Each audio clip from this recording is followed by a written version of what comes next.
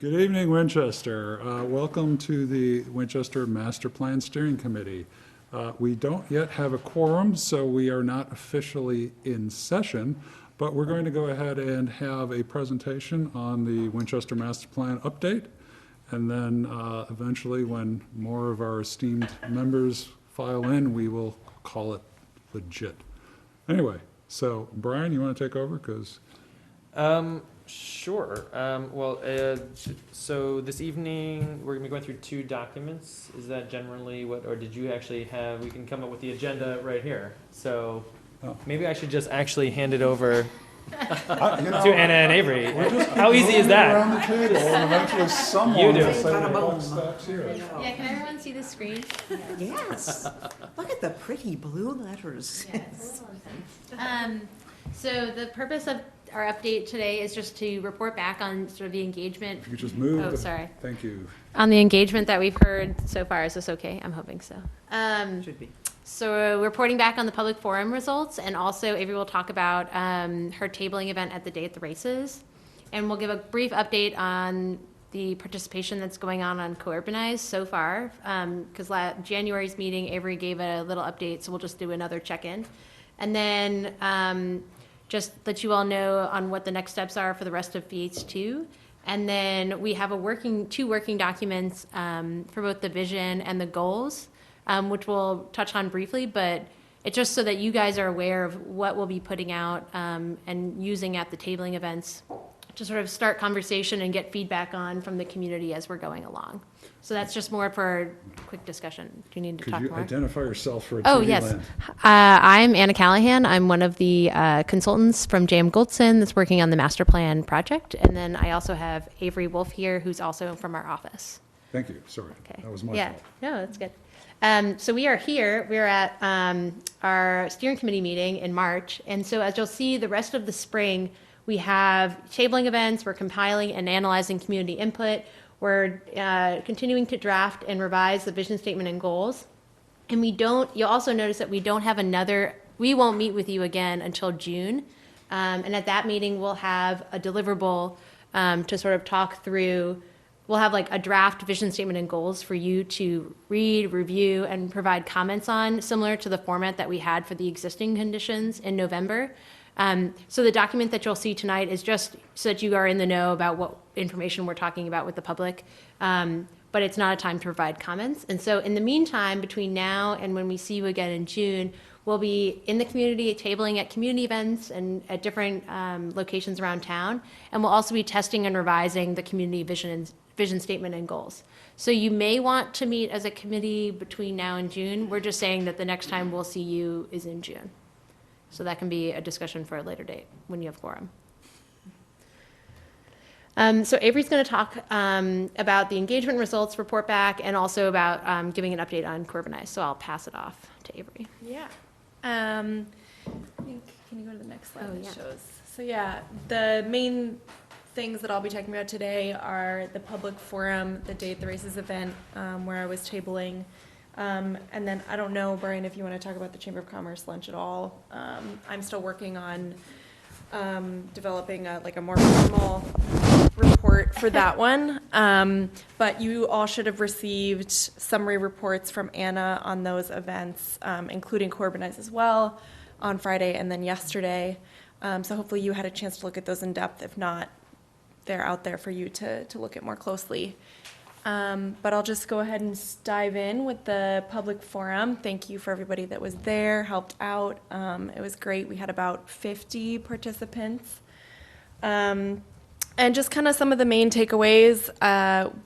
The first one that I'll talk about was the Heart of Winchester activity, where we had people identify spaces that are important to them, and some of the biggest ones were open space and recreation areas, homes and neighborhoods, the downtown area, and then local gathering spaces like the library and schools as well.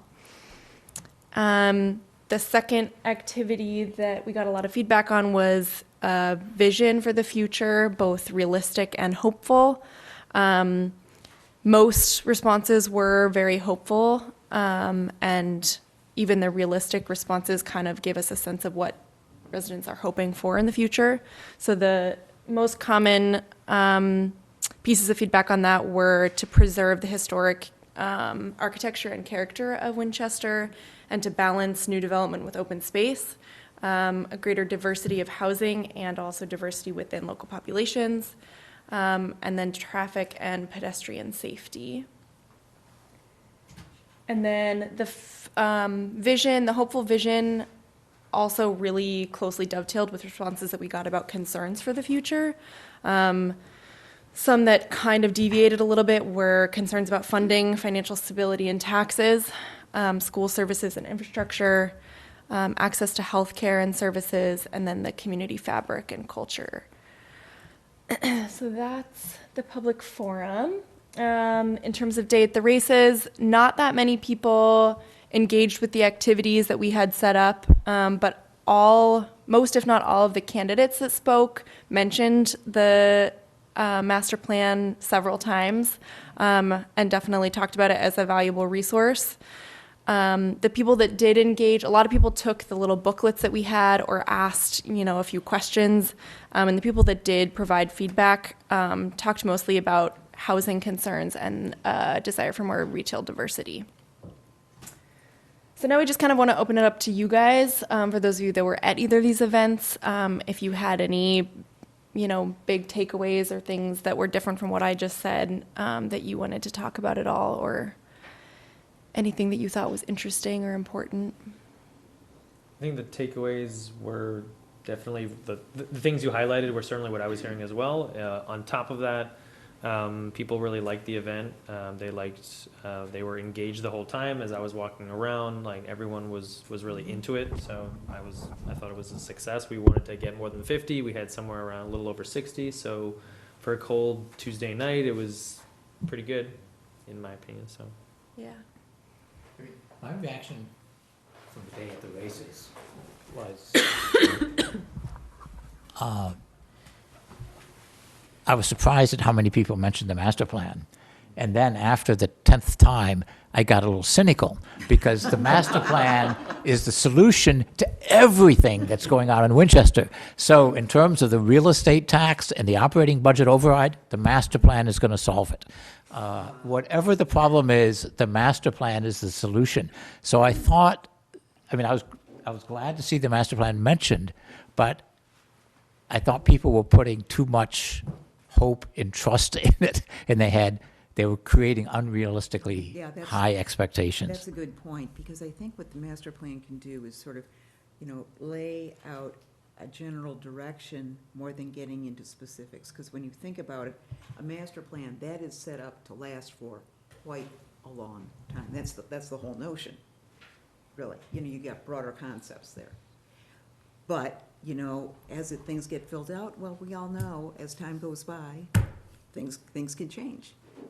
And so I think it's one of those exercises. It will be good for the near term, but, inevitably, we're going to figure out what that all means and where we're going over the next couple of years anyway. But beyond that, we need to start rethinking again. So that's the thing. It always has to be sort of an active process. It was also cited at the last town meeting frequently as the cure-all. I think at our table at the public forum, there was just a lot of concern about maintaining and having a stable community. And sort of great concern about it changing dramatically, that some change is going to happen, but if the whole character changes, then there was talk of people just selling and capitalizing on the gain in their homes and moving to, downsizing, moving to a smaller home in a community that's probably further out from Boston. What does it mean, what did it mean that they were afraid of dramatic changes? We need more mics. I think there's just concern, part of it was affordability. Part of it is increased density that's happening because we're seeing larger homes being constructed. So it's a combination of those. So it wasn't one particular issue that they said, oh my God, but it's all these, it's almost like encroachment that's happening slowly. I think one reason that maybe people were mentioning the master plan a lot is because it was fresh in their minds and they saw a lot of people from the community coming together and talking about issues. So just the flip side of being cynical, I think that that's like a good opportunity to think about moving forward. Or they could just kind of see the process and how valuable it is to get public input. I'll be talking about the same things.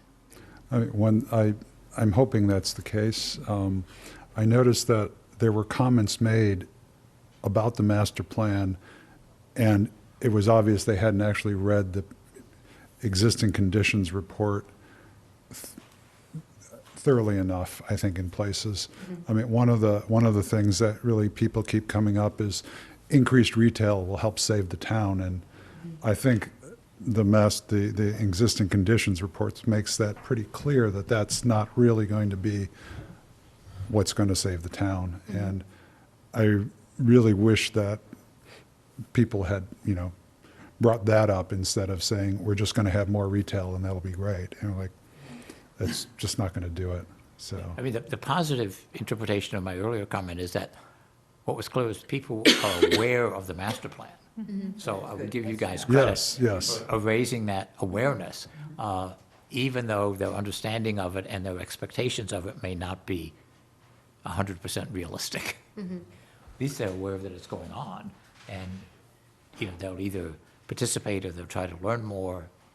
And I've spoken with a couple of the select board candidates afterwards, about what the master plan is and isn't. So how do we not oversell it? I mean, obviously, it seems to, in some people's minds, it's been oversold. So how do we Well, pull the back on engagement, I mean, did I notice a note that we're low for engagement? Yeah, we are, So which I we'll don't know if actually people talk about in a understand that second. it's an interactive process. Oh, Yeah. okay. Yeah, and that's actually one of the notes that I had about the Date the Races event, was that I feel like in some ways it was great that there was a announcement at the beginning of the event that, master plan is here, there's a table, you can go and interact. But I think that message, that part of why we were there was to get feedback, that piece was missing. And so I think that in outreach efforts, in advertising efforts, it's important to really send that message that this phase of the project is about getting feedback from the public. My view on that event not being effective was just the format, is that people came and they're listening to a debate. Right. Or our statements, so you couldn't get up and do the activity. The only time you could do that is at the break, but then a bunch of Right. people left. Right, yeah, So it wasn't really like an interactive event to begin with. yeah. I don't think it was the fault of the stuff you had out, it was that people came to listen and then they left. It wasn't Right. like a hangout Yeah, thing. yeah, for Or sure. they wanted to hang out and talk to the candidates. Yeah. So why don't we let's keep thinking, there's a lot of good, I want us to keep thinking about ways that we can both think about how we're conveying what the master plan is and is not to the public as we do the outreach, and also think about how we can make the outreach and engagement the most effective in terms of actually getting people to participate. So I'm just gonna let Avery, though, just give a brief update on Yeah. the Corbinite site also, which plays into the comment that Carrie made about sort of low participation on the site. Yeah, absolutely. So since the last report out that I provided for you guys in January, we've gone from 18 dots or areas on the map to 53, which is progress, but definitely for the amount of time that's gone by, and considering that like the MEPC survey had over 800 responses. So trying to increase engagement will be helpful.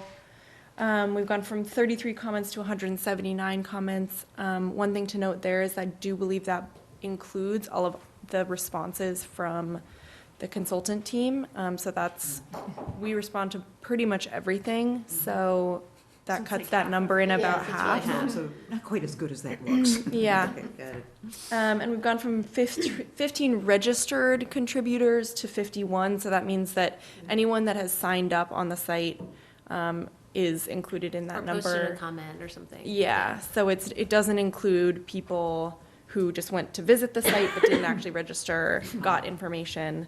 And unfortunately, the site doesn't give us analytics on that that information, so all we have is the registered users. Yeah, so it's possible that we have like a group of lurkers who are just there to get information and they're not participating, which is, it's good, but we would love like active participation, to increase as well. But, so that's just one thing to note while we're talking about the data. Yeah.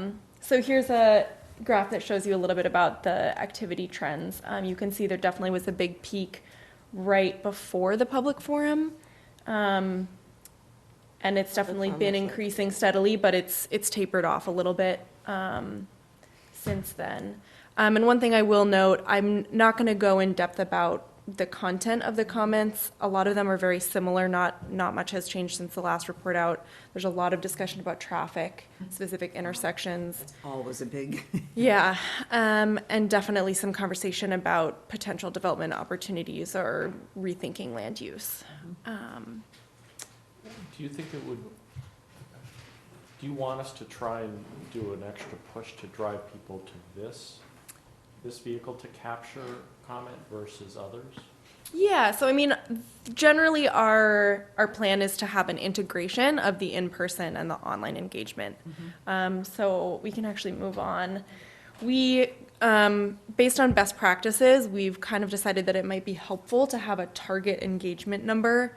And so we came up with this close to 600, which basically, again, based on best practices, gives you a 95% confidence level that you would get the same responses if you repeated this again and had a different sample. So we're at a little bit less than 10% of that right now, and it would be great for us to push to reach that throughout the remainder of the process. And so we definitely are working to try to further that integration, like I was just saying. We're in the process of making more business cards with the link and a QR code that people can just scan with their cell phone and go directly to the site. We'll definitely be using those at the high school event that's coming up next week. And then in relation to that, we also are working on setting up a new comments tab on the website. So there will be new inquiries posted that people can respond to. So new ways for people to engage on the site. Because it's possible the map is also like maybe a barrier to entry. Like it could be people are coming to the site and maybe are confused about how to participate and interact with the map. So the comment section is more of like a traditional survey questionnaire type thing. So we'll like pose a question, people can answer it, and it's much more straightforward. So that might be a lower barrier to entry in terms of participation. How are we using town elections for this? Are we putting stations at the polling stations? I'm asking because I'll be at Morocco for most of the day running a bake sale for the fifth grade committee. So I wonder if I should just Bring your laptop. co-urbanize onto the wall behind the bake sale and With an iPad out. Yeah. Yeah. Yeah, as long as the Mary Ellen and the clerk's office think that's fine, then yes. okay. Yeah, I mean, Definitely. also if you're just if you can't bring like a physical like thing for people to participate, like an iPad or whatever, you could also even just bring like the business cards and being like, scan it, do it on your phone, or like. Yeah, I'll definitely take And- business cards yeah. for it. I was thinking to drop off some more business cards Sure. on Monday when I'm here Most for the of high the school elementary event. schools are probably doing bake sales that day. So Okay, you could just plop them on the tables. I can cover two Okay. elementaries. okay. We need a more efficient means of getting Few comments. these cards Absolutely out. not. This is for the fifth grade. Support your local school. I mean, like a mailing? Morocco's or- gifting a Maybe bike rack. we should mail 10 business cards to every member of this committee. That's not a bad idea. I mean, you've got business cards, I got a stack of business cards. I need to find friends, because I'm not handing them out fast. Or if you put them in like like downtown, you can put them in like, the bookstore or like a Yeah. coffee shop that's just like, Sure. can I put these here? Yeah. Yeah, this is what it's But for. I think that getting them into the hands of the committee might be, nobody's coming. How many committee members have shown up at your office and said, I I've need taken business I've cards? taken a bunch out of Two, your office. two. There's one. Yep. I think So, I think that's a great idea. Yeah, so drop 10, and just say it's like raffle tickets, except there's no raffle. Yeah, so that would be great if we can try to boost engagement. I think that having more business cards can help. One thing that was done for the survey was that we made explicit contacts with the schools, as in through Superintendent. superintendent. At what point is that, I mean, we can go back to them maybe a couple of times, and then eventually they'll just say, stop bugging us. So I guess, what is I the, think that email to the school would be register as a, become a registered user on Courbanize and don't stop following it till February 2020. Yeah. yeah, but there's got to be some strategic point in which we say, we're going to send out a blast and get people to go in and do it. Is it now? Is it in a couple of months? Well, it When? was done Spring's before the good for event. events. Well, we could do it, yeah, but there'll be events going throughout, Throughout, yeah. so. Yeah, so I'm saying it was done before the event. I saw it in one of the newsletters. So maybe That's every good. time there's an event before an event, it's like you're advertising the event and you're giving them the link again. So to the schools every time? Okay, I mean, I guess that's a question, is how are you advertising, let's say, for the high school thing? Be at the high school. Yeah, I mean, I guess on our end, we haven't really done advertising. I've been in communication with the people there, like the principal and the vice principal and the administrative assistant there. And Yeah, they're but- doing I mean, it's something that I'm not sure if they have efforts going on within the school. It I seems know very that, appropriate to educate parents that you're gonna host an event at the school and to put on there, please register and Absolutely. engage, so you know what your kids are up to. yeah. Your kids Always are Yeah. use the participating, so phrase should kids you. are up to. And I can definitely follow up with them Yeah, that's too, a to good see if point. there's a way that they're reaching out to parents about it. Because I do know, I mean, that with students, they're gonna make an announcement the morning of, stuff like that. And I'm gonna be there during like their lunch hour. It's really designed for the students. But Yeah. if there's a way, Can you draft an email that says, we're gonna be doing this, can you please share this with the parents so they yeah, know? absolutely. And I can send that out tomorrow so Yeah, that it's do on their do radar. parents get emailed all the time, or do they just get like, Yes. so it's not like just, Preschool, yeah. right, all so the time. it's not like you get a monthly newsletter, you just Weekly. get daily missives. At least I would say Both of weekly. those things. So on Co-Urbanize, we're tracking who's registered, right? And Yeah. with their registration, we have an email. Yeah. Can we push an email out to the folks that have registered to say, Tell your thank you for friends. participating, but we need your help to get the word out? Spread the word. Yeah, I will say, I think a fifth of the people who've registered are committee members, but yeah, so we can do that. Yeah. The same faces. No, but that's actually a great idea. Right, like thank them for their participation and Right. explain Yeah. why it's so Yeah. important.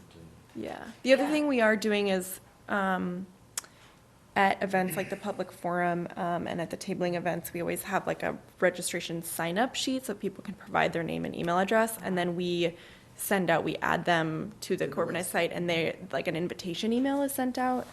Yeah, we So can't that add them is- directly, but we can invite them to Yeah, join. like an Right, opt-in. Right. So that is one thing that is out there. Along with the cards, a one-page poster would be useful, because sometimes businesses can put it up in their windows, You're and, hanging up at the bulletin board in the library and things like that. And- Cards easily overlooked. I know that you're putting together this sort of home, whatever you call it. Meeting in a box. Yeah. Yeah. Something like that, like something I could print out and like, just go leaflet my neighborhood. Just dropping that little card in their mailbox, well, first of all, it's not legal to do that. Everyone out there, don't put things in mailboxes. underneath the door handle. Underneath the door handle, those little cards could get lost, Yeah. but you can take a leaflet and put it in between the door and the. So just a normal like 8.5 by 11 Yeah, one-pager? just saying, hey, here's what this is, just a few more words, and then obviously the contact info. Yeah, and we can add the list of the in-person events that we're doing also to that, so that Yeah. there's like a little more Maybe content. advertisement for, And I know we haven't like leafleted businesses yet, but, Can we re-pester town meeting members? Yeah, that's certainly, we can Oh, do that, we can do yeah, that, yeah. yeah, not a ton, but yeah, it definitely makes sense to send out a blast to town meeting. I mean, this is money that was appropriated from town meeting, I mean, it's totally appropriate. and we should definitely have something, Need your help. we should definitely have something at town meeting, right? Of course. Because we're gonna be No, that- asking for more money. And we did have Yeah. something at fall, so. Yeah, well, it would be great, actually, though, in the spring, though, it's like, as we go into the Springtown meeting, just have a quick update, on where we're Yeah. standing as well, so. Well, we will, That's kind of a no-brainer. because we're gonna be asking for money, so Well, there you go. we'll give them an update, QED. yeah. But will you guys be at town meeting? I don't think so. Yeah. You're missing out. You're missing the boat, Riveting. yeah. We don't pay you enough? There was an original song sung about the plastic bag ban. You're missing It out. was, it was memorable. Stirring. It was memorable, for sure. Yes, that's true. Okay, So, we- sorry, we- go ahead. I was just saying, it seems like we really have to work harder. And I don't know if there's like putting something in the paper. We haven't done that yet. No, there's definitely been, I mean, there have been articles in the paper, but we haven't put, the planning board or the master plan steering committee, we haven't put something. I'm out in thinking the paper. I think we an should, yeah. ad with a QR code. I Not, think- not an article that everyone will ignore. Right, something simple that has the link or a QR code and has the list of tabling events could be really beneficial. Yeah, so we could come up with an ad, use our, I don't know how much it costs to put an ad in the Winchester Star these days. But we'll do something like quarter-page ad, I'll figure it out. put it right around town meeting, because we know people will be reading that to figure out which way. Sports page. Put it on the sports, that's right, we'll put it above the fold on the sports page. So there's a few more things too. We do have these lovely yard signs, which is another way of engaging people with the website, the Corbinize website. So the question that's posted on the yard sign is linked to a phone number that people can text in their responses to, and those responses show up on the map on Corbinize. And they have a little designated, like, in response to this question via text.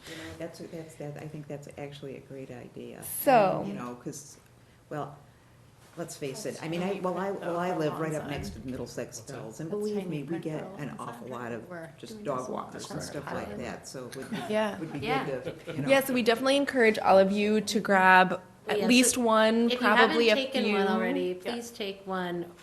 And even if you have taken one, take another one. Find a friend. Well, The ground is frozen, so it's really hard to I get. know. Yeah. really use a Who do we know drill. on Highland? Do you have I can link, I have 4 signs that keep like blowing I over. just drilled through the frozen ground. Through the 2 inches of frozen ground. Oh, that's so Yeah, funny. it's only a couple inches. That's what my neighbor did, because hers are really sturdy. Yeah.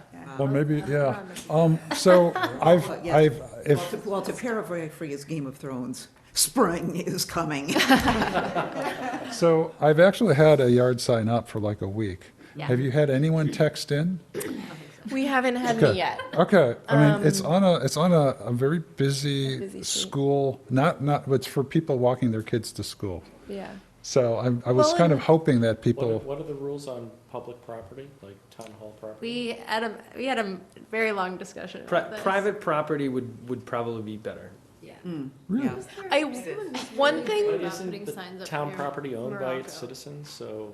why can't, Yeah. That's a whole much It's a different larger question. conversation. I like your gist there. But no, it's public property, it's not private. but okay. one thing I will say is these also, they wouldn't go well on bulletin boards, but it's possible that you could ask businesses if they could put them like in They their could go in a windows. window, So Find a that's big another enough window. possibility. Yeah. And we were thinking about ordering another round of signs later this spring with new questions, maybe site-specific questions, but it would be helpful to get a sense of whether these are effective. Yeah, if no one's responding, then don't bother. So, yeah, so we definitely want to distribute them and have them out there so that we can Well, I'm thinking, yeah. figure well, that out. Well, I'm thinking especially, you know, like in the coffee shops, because I know that there are those of us who go downtown for a cup of coffee, even though, yes, I could brew a whole So pot at there's- home. So we but need yeah. more There's signs. there's a coffee clutch group at like 8:30 at Starbucks every day. Yeah, yeah. I know Well- that group. Well, I mean, these might be a little large for some of the business windows, just because of their size. But Brian, when you went to the Chamber of Commerce, you said there was a reasonable amount of interest. There's a lot of interest at the, So, at so the Chamber of Commerce is like a direct route to the windows downtown. Yeah, Think you could, do you have contacts?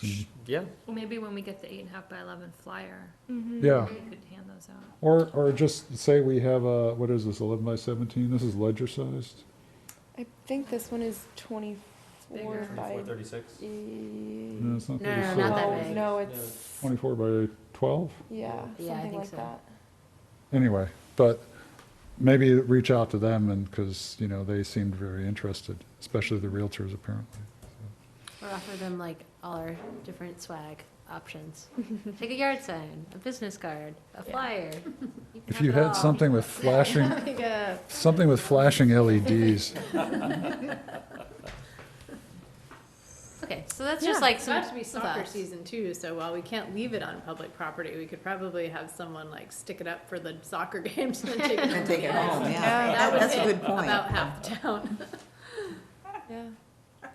I know. Well, I know, and make sure it's somebody who knows what we're doing, because, you know, that would be a really great way to be able to engage in conversation, at least between goals. Yeah, I mean, Mullen and Leonard, and you would hit half the town. Mhm. Yeah, absolutely. Any creative ways of Yeah, getting. Mid-April, I think. Sounds like you're volunteering. I mean, you gotta go to soccer anyway, so. I'll stick. You my can foot just strap them on, you know, over your Oh, shoulders. it's like a in. sandwich. Sandwich board, yeah. I'll just Right, walk right. around. It's the only way I feel safe around a soccer ball anyway. Full armor. All right.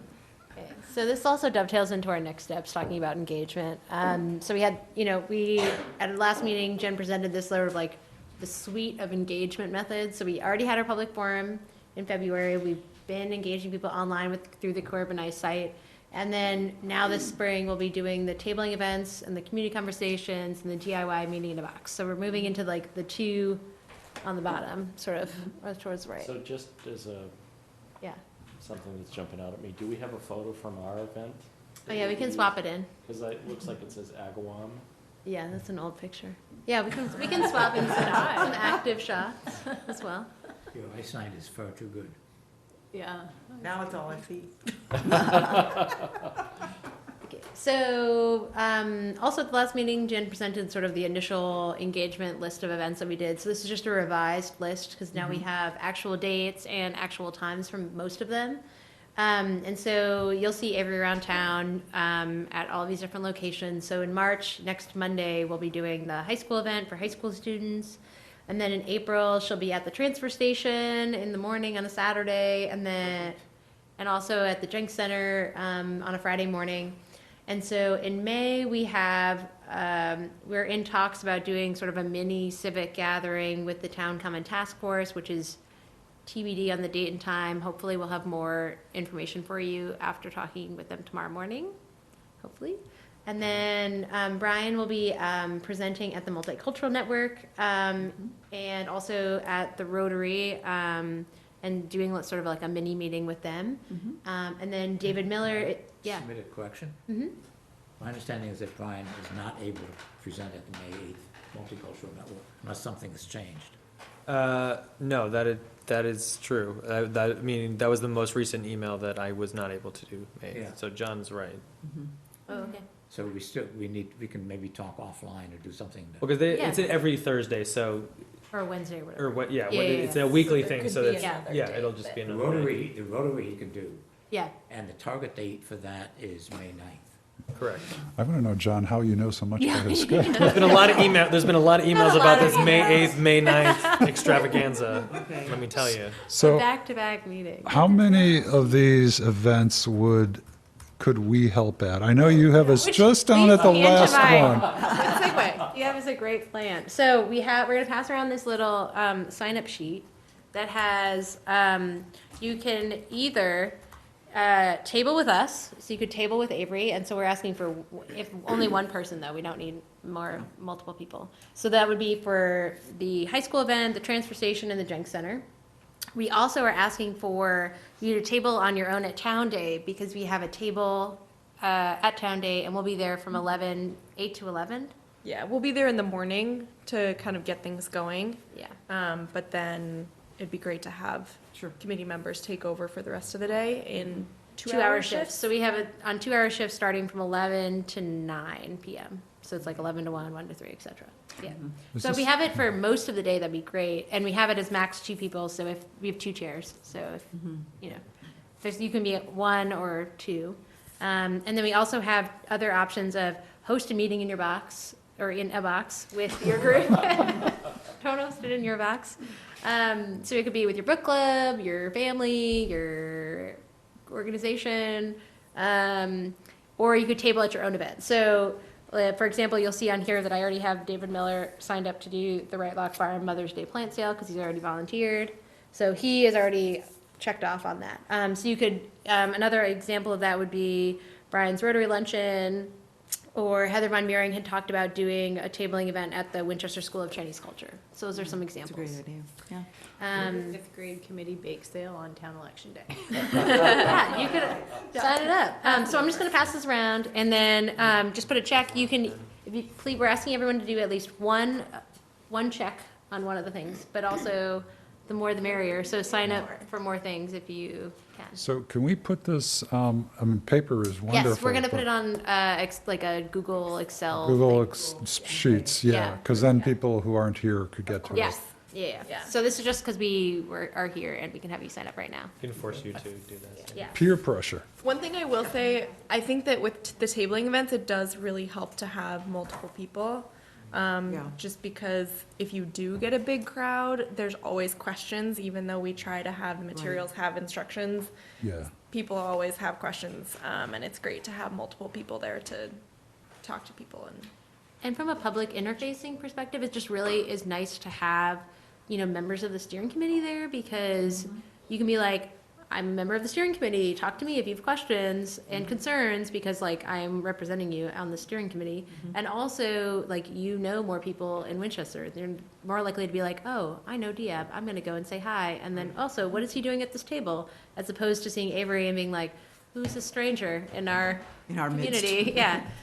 So it really helps to have someone who actually is recognizable, and, the public also gets to know you more as a member of the steering committee. I have two town day questions. Does it really begin at 8 AM?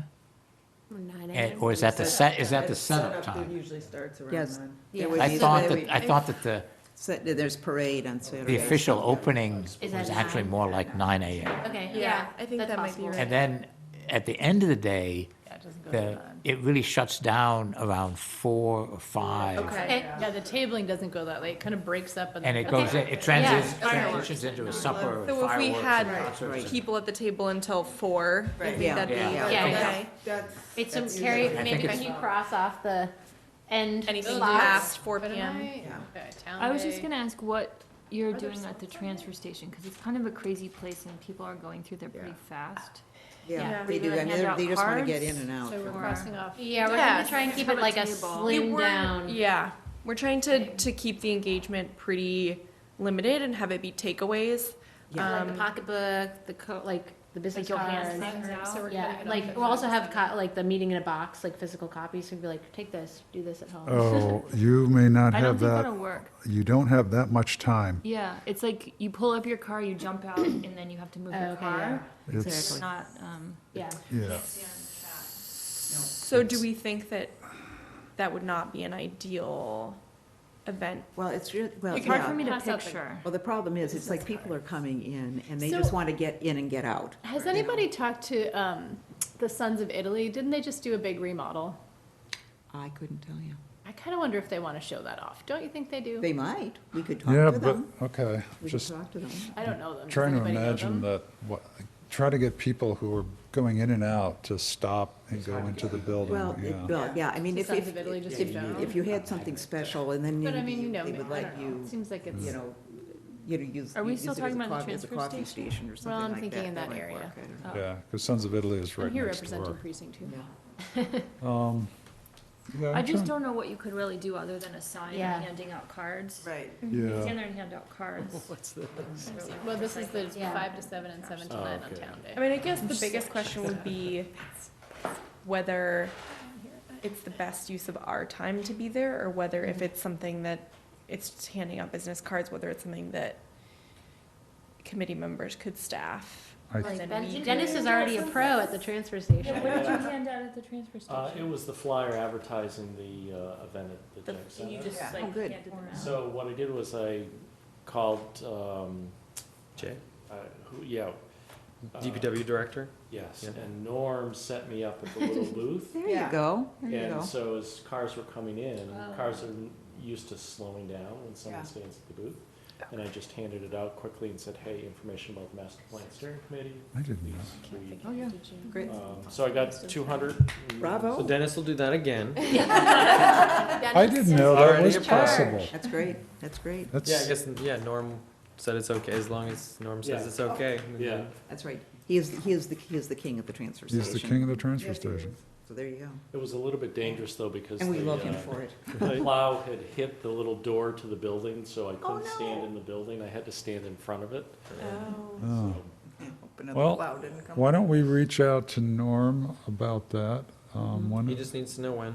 Yeah. Saturday, April 6th. If that's one way, so there's like, all you get to do is hand out flyers, so there's no real interaction. I don't think the transfer station would be the best use of your guys' time.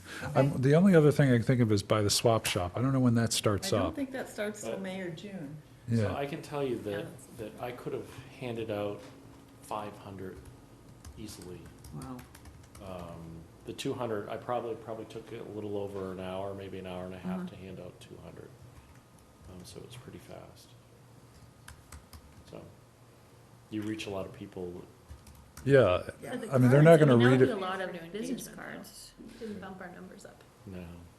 Business cards are, my main concern about business cards is they're great if you run into people on the street, because then they They can are, put 'cause them in then their you can wallet. say, But if you give it to them in the cars, just. in the gonna- cars, and it's just too small. The flyers are great. Yeah, And, so maybe we'll hand them, if we put together like a flyer with the QR code and the event schedule or whatever. yeah, Yeah. yeah. That's something that we, could. Yeah, put out as at a the transfer station. one-sided thing, if that's possible, and then we could make a bunch of copies, and then we can hit transfer station several times. Right, Yeah. yeah, absolutely. I sent it off. Okay. Makes sense. Can I take the pen? So then that would free up No, I our stole Dennis's time pen. to, Oh. to be at another event, which we can decide whether that's Yeah. one of the ones we already have Yeah, scheduled, let me, or if there are other events. But if you're looking for a Isn't there a job, you break can- at town meeting? Yeah. There's, There you go. What It's about brief, at that it's time when brief, people but go yeah. get a snack and go to the bathroom? um, I think it's, well, I think people, they're gonna, although they might be really interested in the master plan, they're reading or talking about the next vote that's in 12 minutes or whatever, Mm-hmm. or they're getting snacks or going to the bathroom, so, Boom, bada boom, yeah. yeah. Again, another point for, or another time that we could do flyering and business cards and stuff like that, but What in terms we- of an Yeah. interactive. That would, I think that would be a great idea. There's a table for handouts for Yeah, town meeting And members. we did put flyers there for, in November. Right, so we Yeah. can put similar flyer that you have now, Yeah, updated perhaps, I forget, when is town meeting? April 29th. April 29th? I So- don't know though if it's Monday, Thursday, Monday, or Monday. Yeah, I I know. haven't, yeah, I should know that, but I just know the first day is the 29th. And we can also talk to town moderator to see if we can get the co-organized site flashed up on the screen before town meeting.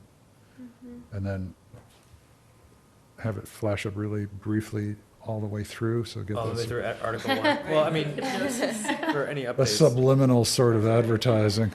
Throwing some popcorn? Yeah.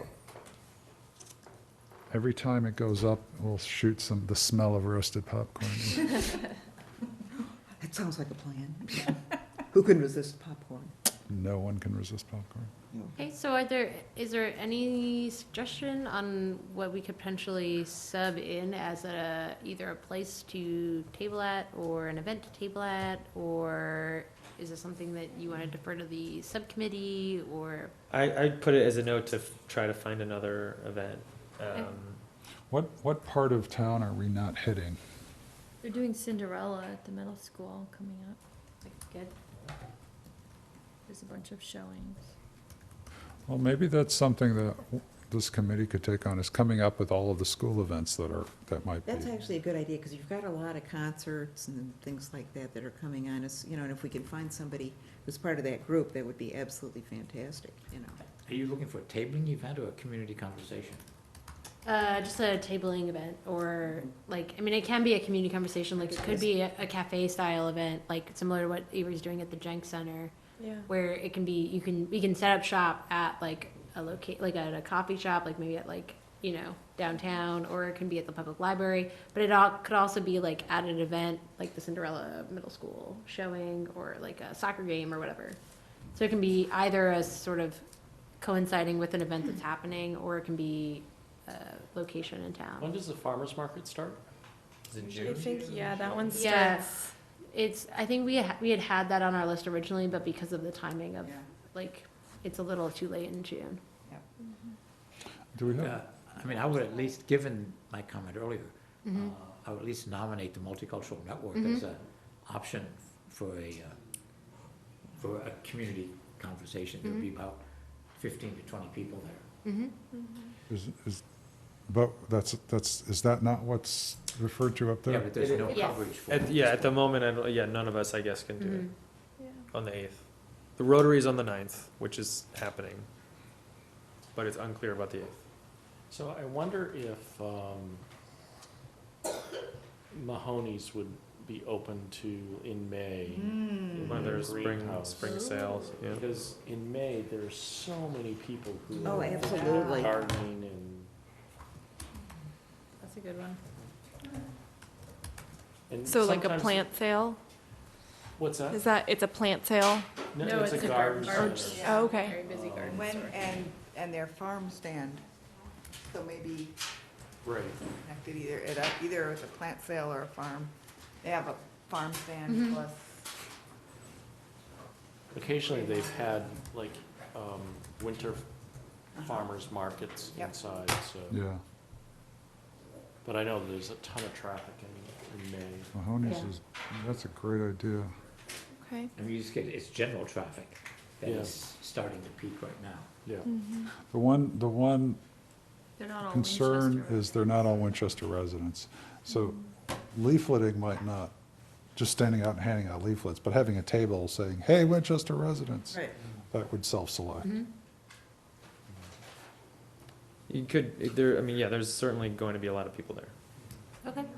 on some nice day in May. I mean, Yeah, you have Gangbusters. constraints. Yeah. They have constraints. Do you think like a weekend day would be Yes. best? Like a Saturday. yeah, some Saturday morning from 9 to noon even. Okay. Okay.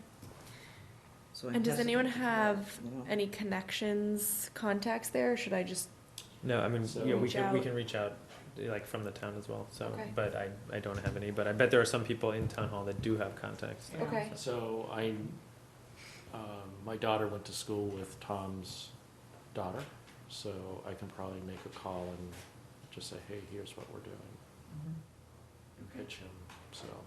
Sounds great. yeah, Sounds if great. you'd be willing to do I'd be that, happy to do that. okay, Okay. cool. Sounds good. Oh yeah, okay, so we already went over this, because Diab already brought up the sign-up sheet. And so we'll put that on, I guess we'll send an email to the full committee after this meeting with an updated spreadsheet and also on Google Drive. Mhm. So I just want to shift gears and talk about, yes. Before you move on, what's the status of the meeting in a box? Yes, so it will be coming soon. We're hoping to have it by the end of the week. Yeah. The plan is to drop it when I'm here on Monday for the high school event. Mhm. I can drop the meeting in the box and business cards and potentially one-page flyers with you, Mhm. and then hopefully people can That sounds pick them great. up Yeah. and distribute them. And it'll be available online to download as well, like as a PDF, so if people want to print it out, they can. Great. And we'll have it on the Corbin site and probably also on the town's website, just, to get it out there. I'll have, yes, I'm happy to help distribute things online, but other than that, I'm in the VR commission, so. Yeah, whatever you're. We're, able we're to going do. to have a tabling event in your recovery room. Okay, I'll alert the staff. With the Okay. hospital staff. Any other last thoughts, questions on this? Okay. So I just want to shift to this, just so that you guys are aware, and I'm going to pass around those two things. So the first thing that we're being passed around is Oh, yes, you can. do this vision statement. It's a draft. So you'll see it's not even a draft, it's a working document. It's just so that you have a sense of what we'll be talking about with and then the other one is the is the goals, and it's two, you'll want to take the first two sheets, because it's double-sided. Okay. Pass this along. And so, we're not asking for any edits or comments today. This is just so that you know what we'll be talking about with the community. And it's a working document that will continue to evolve throughout the spring. So as we do the community events and as we talk to the public and get feedback, we'll be updating and revising. And this is more just, to serve as a conversation starter with the public. So a way for people to respond to and have something where they're not self-generating their own vision or goals. It's just for them to sort of read and say, yes, I like this, no, I don't like this. And Exactly, this resonates with me and that doesn't, yeah. yeah. And so this was developed from the results from the public forum that a lot of you guys already participated in. So a lot of the sort of your individual comments are also reflected through that feedback mechanism that you participated in. And so this sort of shows like how the process for going from this document to the draft that you'll see in June when we meet again with you as a steering committee. So you'll see the working document, continuing to be revised as we do the community events and spring outreach, then becomes this draft vision and goals, which you'll see and review, and similar to the existing conditions, will provide comments and feedback to us. And then we'll revise the draft vision and goals into a more final deliverable that will be the end product for this phase 2. And then we'll kick off phase 3 in August. So that's sort of the framing of this. Yes, John? Just a quick reaction, but, okay. One of the things that surprised me in the community forum Yeah.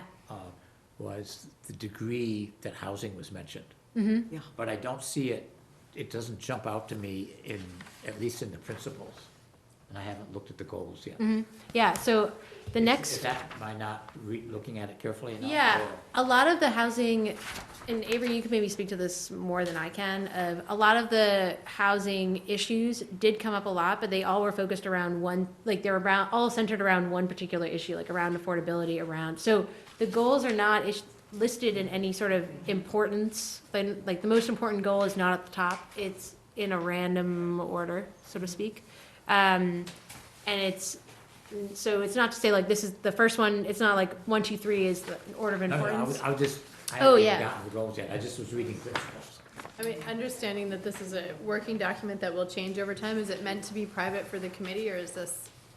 No, I mean, it's a public document because this is a public, Yeah, I'm reading it over, in 2030 downtown Winchester is walkable, car-free, mixed use, and I'm thinking if we posted that and said, is this your Winchester 2030, people would be like, put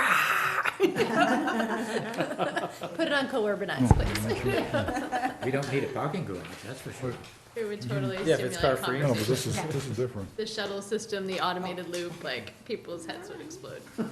It's great, it totally came out of the forum, I agree, but Yeah. it would still. well, yeah, engage. like this is just, I mean, the public forum is one group of people who came and provided feedback, and this is a reflection of that. Yeah. We, ideally, through the rest of our outreach, we will reach other groups of people who will tell us different things, and hopefully, as we sort of iterate throughout Right. getting feedback, this document will then become a true reflection of Yeah. what the Community as a whole. Winchester is. Right. Yeah. So I'm just gonna, quickly read the vision statement as we all like reflect and think Can about I it. really Yes. quickly ask a question? Yeah. I missed the part what the gray boxes mean. Oh, so this is just, the gray boxes just show in the goals, like, the areas in which the sort of the 7 elements of the master plan that we saw, they sort of reflect and come up Oh, with. okay, So it really, it's just like, it's more just, for me, it helps me think about like where the Okay. synergies are, like where the overlapping issues are between them. Okay, Yeah, so this, I won't really talk about this, but this is Yeah. just, again, for you to Yeah. read, think about, as you go. Okay. Okay, so I'm just gonna read it and we'll think about it as we go. So Winchester in 2030 is a community of lifelong learners that prioritizes high-quality town services and financial stability, emphasizes the town's natural and historic beauty, and looks for ways to continue to grow and improve without compromising town character.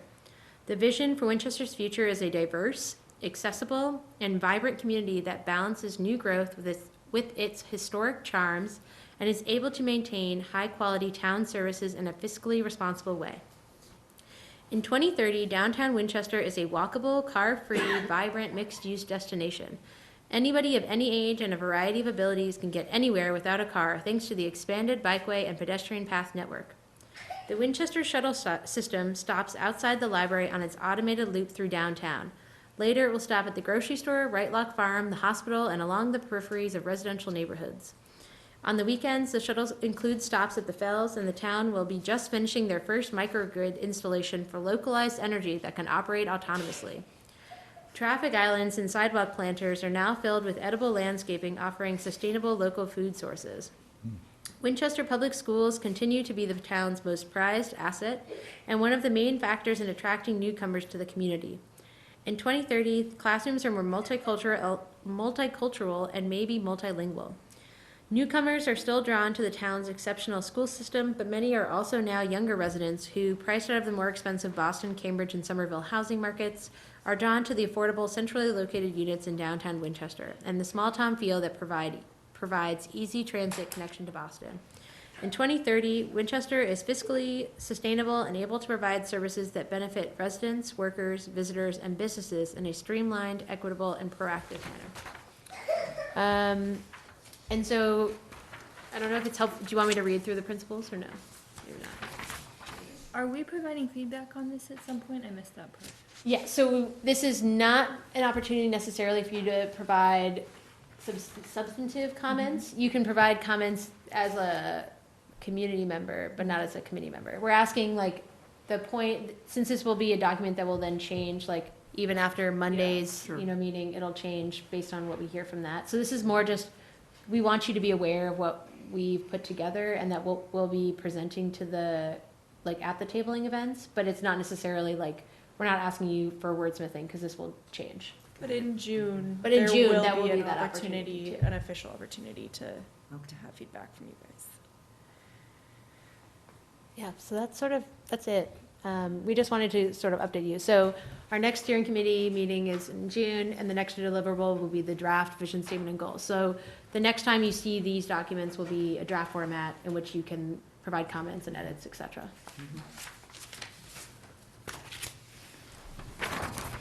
Questions, concerns?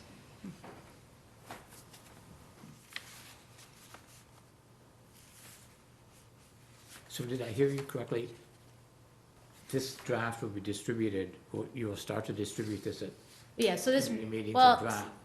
the working document will be, just, not necessarily distributed, but elements of it will be presented to the public at tabling events. So we may not distribute this document, but elements of it may come, like, be presented on Corbinize or on, like, They'll be integrated with the exercises that we'll feedback be doing. activities that we're designing. yeah. So like one example of that is like, we want sort of start people thinking about sort of the synergies between different goals, potential goals, and the tensions between specific goals, because some of the goals you'll see, like, they all can't be accomplished, but, because one goal may be in conflict with another, but others may help achieve a third goal. So it's just, we just wanted to provide the public with something that they could then react to, as opposed to saying, self-generation of ideas. Yeah. So this is, I'm going to provide some feedback. I think this is good.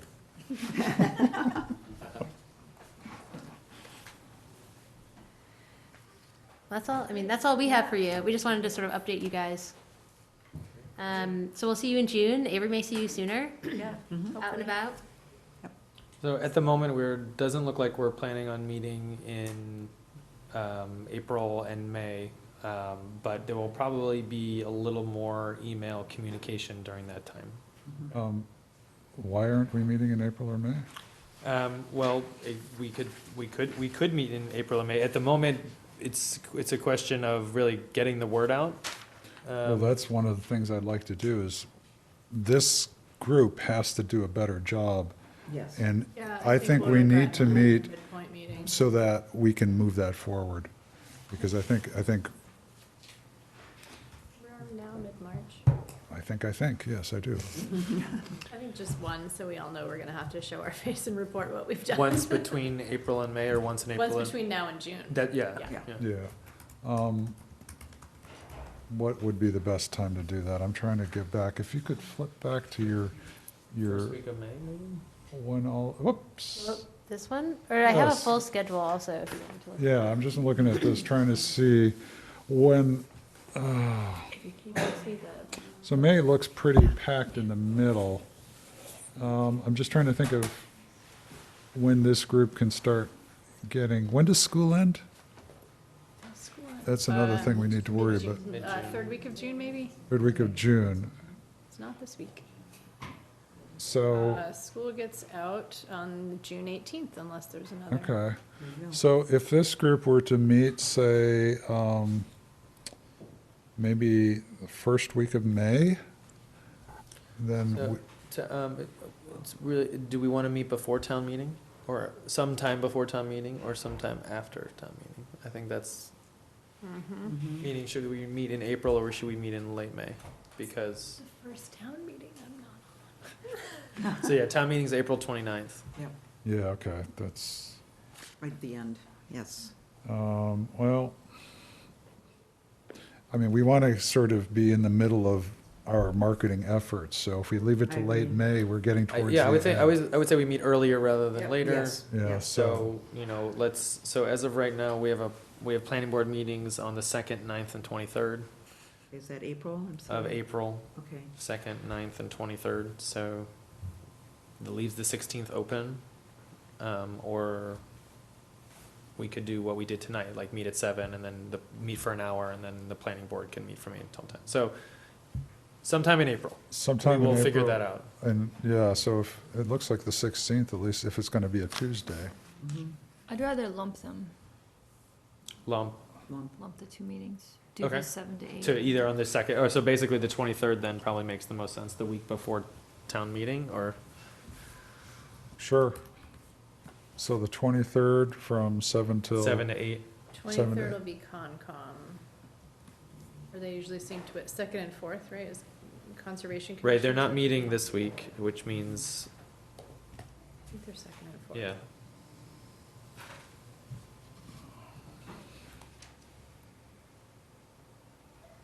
They are. So we'd miss, I mean, right now we're missing a lot of people, but, Right, right. um, David. but only one of them come, either Dave or Zeke come, so they both don't come, so I mean, if most people can make it, but they can't, Yeah, Right. okay. Why there's don't, only so many. why so- don't we do a doodle poll? And then see if the 16th or the 23rd gets us more people? Okay.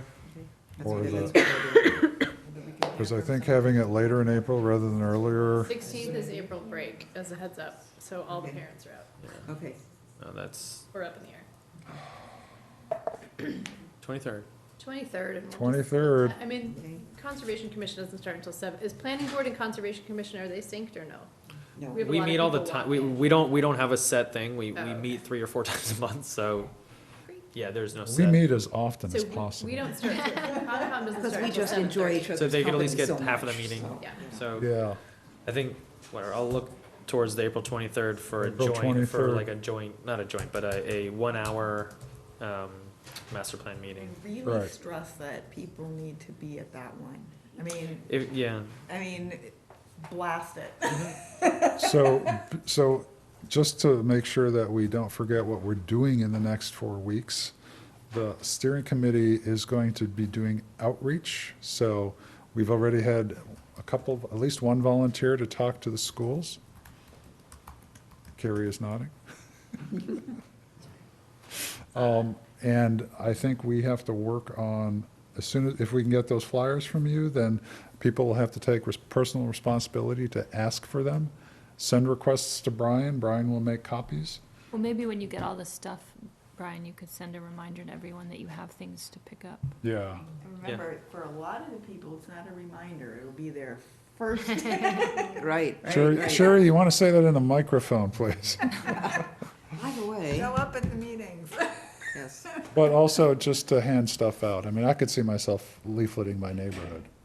So people leafleting neighborhoods is something that, is easy to do on a nice, a nice Saturday. You meet your neighbors, you get chased by dogs. For chickens. Call the Or police chickens. because you're violating this no solicitation law. I'm not soliciting, I'm just information, Yeah. information only. You still can go up onto the porch, I believe. I'm not sure. Okay, if We're that's not it. asking for your vote, we're not asking for anything, we're just telling you what's going on, and if you want to join in, more the merrier. I guess that's it. Yeah, we can't even vote to adjourn, but we can We can, stop for the moment. we can, Because you never convened. that's right. We can advise everyone to have a great evening out there, but please, if you're out in TV land, don't go away. We have a very exciting planning board meeting coming up. At 8:30, we are having public hearings for the planning board's articles, which will go forward before town meeting. We are going to take a break, the planning board will, until 8:30. And thank you very much, Thanks, Anna. Avery and Anna. And thank you to all the Master Plan Steering Committee members who showed up this evening. We appreciate your help. Everybody remember to take yard time. Take a sign. Yes. Only if Diab comes and drills holes.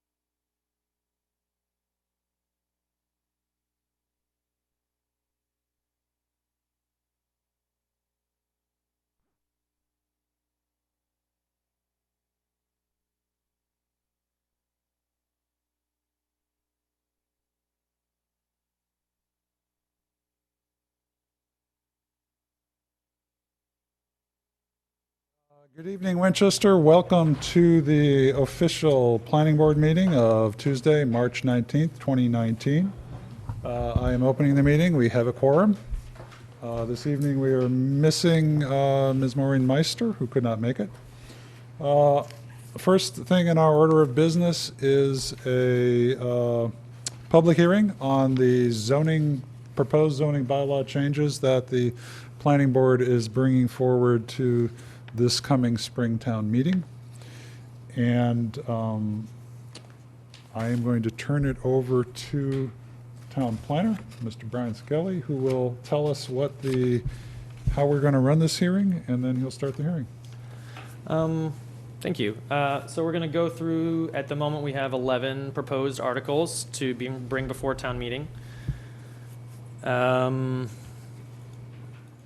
One is to disband the Center Business District Review Subcommittee, amend the definition of floor area, amend trigger for site plan review in the general business districts, amend Section 4.2 Table of Dimensional Requirements, add a new Section 6.4 Inclusionary Housing for the GBD 2 and 3, amend Section 4.1.2 Notes to Table of Dimensional Requirements, amend Section 7.3.13.3, 7.3.16, 9.4.5, Section 9.5.4 Application for Site Plan Review, and the last is to appropriate $45,000 to finalize the 2030 master plan. So I'm going to go through each one of these. It's only a few slides for each, and basically at the end of each article, we're going to open it up to the floor for any questions, and then we'll kind of close the loop on that article and then move to the next one.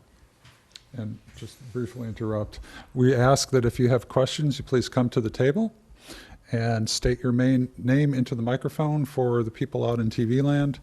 And that's about it. All right, so the main objectives of the proposed changes to the bylaws kind of break down into these 4 categories of either clarifying, simplifying, or deleting unnecessary language or policies, modify the requirements for plans submitted, increase review of scale and design of new structures, and then the last one is to seek an appropriation. So Article 1, the CBD Review Subcommittee. So the objective here is to reflect votes of the entire Design Review Committee and the Historical Commission for all projects that are specifically in the Center Business District. So this is only having to do with projects in the Center Business District.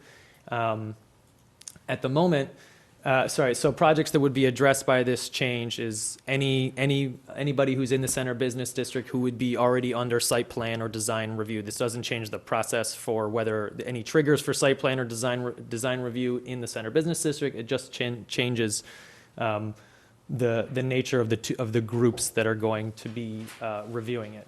So currently, the planning board relies on a 5-member group called the CBDRS, the CBD Review Subcommittee, to perform design review for projects in the Center Business District. Depending on what type of property it is, it's either 2 to 3 members of the Historical Commission and then 2 or 3 members of the Design Review Committee. So if it's 2 from Historic, it's 3 from Design, and vice versa.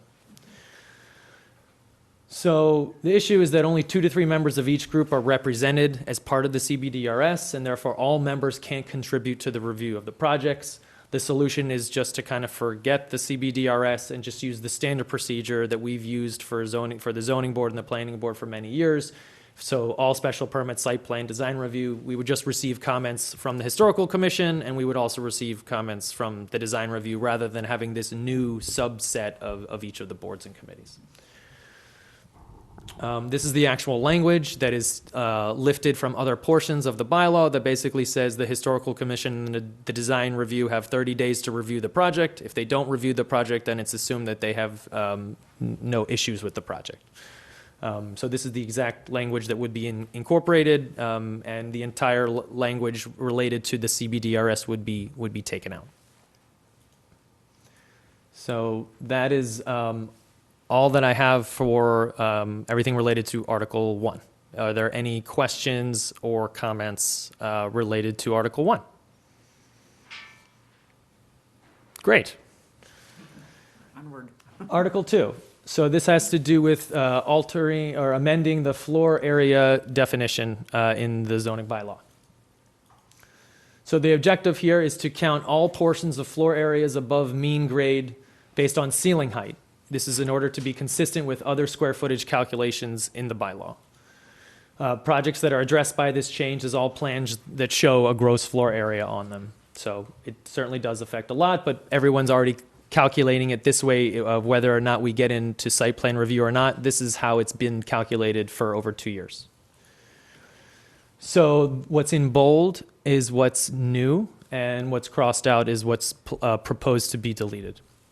So the idea is that we're talking about gross floor area, so counting all of the area. This came up because several people, in order for site plan review and special permit applications, since there was no definition of gross floor area, even though the definition of floor area was there, they felt that there was no definition of gross floor area, even though that's a term that's used all the time. So we put in gross there, and then we're talking about the aggregate horizontal area in square feet of all portions of floors above mean grade. So if it's in the basement, it's not counting. If it's below grade, we're not counting it. We've never counted it.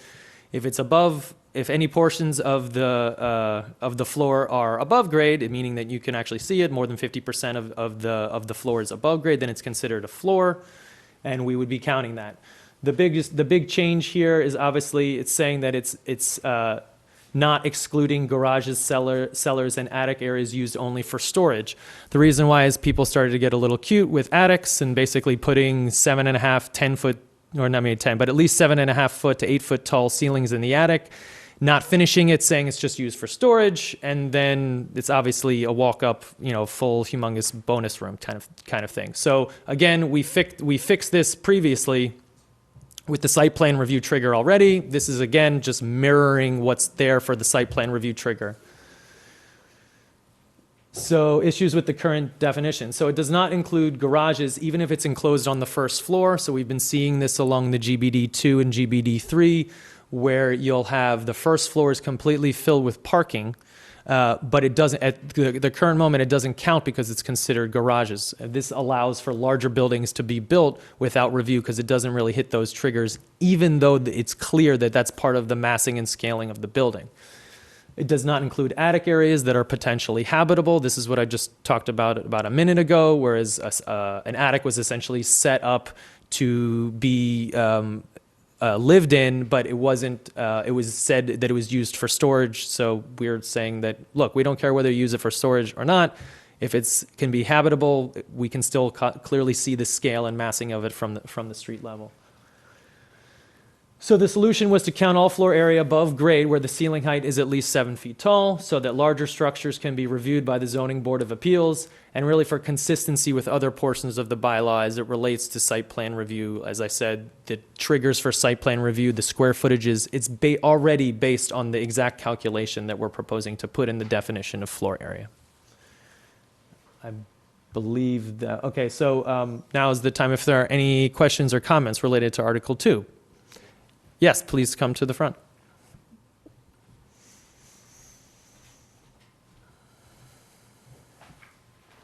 Manny D'Ambrosio, Precinct 6. Excuse me, could you pull the mic closer to you? I can move to it. We want TV land to hear you too. Whichever way works.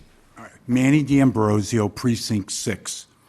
I had a couple of questions. The first one, which I'd like to add, I want to first thank you for the handout. And what I like about it is that you showed the previous, the current, and then the proposed. The 7 foot height, are we going to be consistent with the height?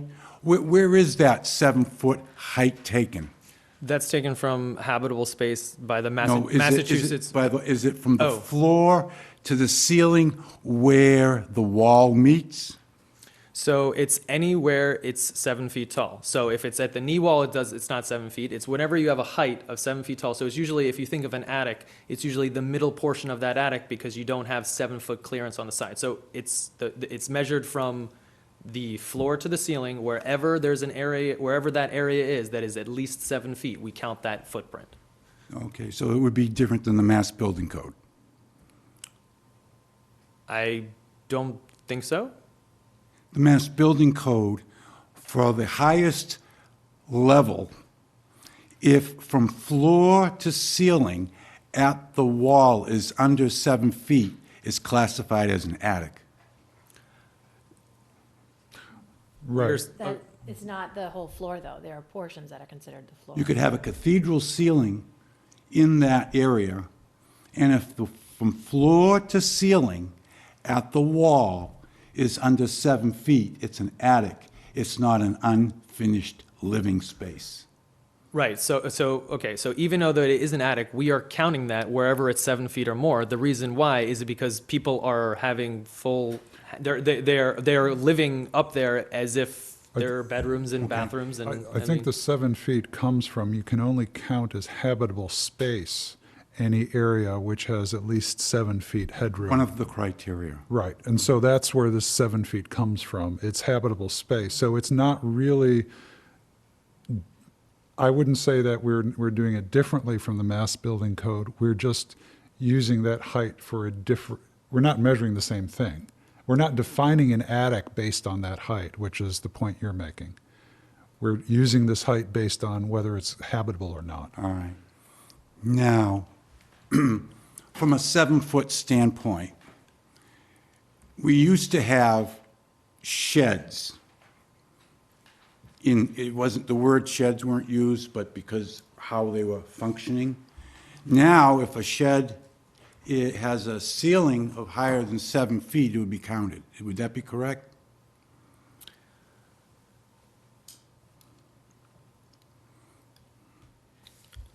I think so. Yeah, I think it's accessory buildings. I don't have. I mean, it counts towards your building coverage. I mean, that's not crazy. No, I'm just Yeah. asking. Yeah, no, I mean, it 'cause hasn't come What we had up. before was exclusive of sheds. I'll get. The word was not sheds. The word was Garages. for storage or for service, incidental to the operation and maintenance of such buildings or buildings, which would be a shed. Well, this is, I don't think so. I mean, it's talking about cellars and attic areas used only for storage. There actually is I believe a definition of shed in the bylaw. So I don't think the way that this reads, it's a question of whether you're calling it a garage or not. Meaning, A garage is over 140 square feet. Right. If it's smaller than 140 square feet in this town, it's a shed. I would say, Based on the previous definition, shed was included in the floor area, though. Sheds don't meet the definition of a garage, a cellar, or an attic. And because it's and it's not or something similar to, sheds should have been included in the floor area, grows from the previous definition. Okay. I think you want to, if you keep it a shed, it doesn't seem like it would count. If you're having, if it's considered a garage, it would count. So basically, if it's over 140 square feet, Or more, yeah. then you're in the garage bucket and it would count. If you're under it, you're a shed and you wouldn't. Right. All of it guarantee would count towards your building coverage no matter what and has for many years. But it won't Yeah. count for the floor area. I mean, A shed wouldn't. a shed currently does, and a shed will continue to be counted. Yeah, because it says a building or several buildings. So the only thing that didn't count before were garages, cellars, and attics. So sheds have always been counted according to this, and will continue to be counted. We can double check that with council, too. Yep. Yeah, But yeah. my understanding is that That's- sheds did count towards the floor area, because you're trying to get the mass of the building It- and mass of It's anything a on the point of site. clarification, Yep. that's all. I'm not, Yeah, yeah, no, No, understood. but I think it's. That's why we're here. It's a good point, and we should make sure of that. So I think about 3 people are going to write down, what about sheds? and I thank you for your time. Thank you. That's it, okay. More than welcome. Is there anyone else that wanted to have any questions about Article 2 before we move on? Okay. Thank you very much for the comment.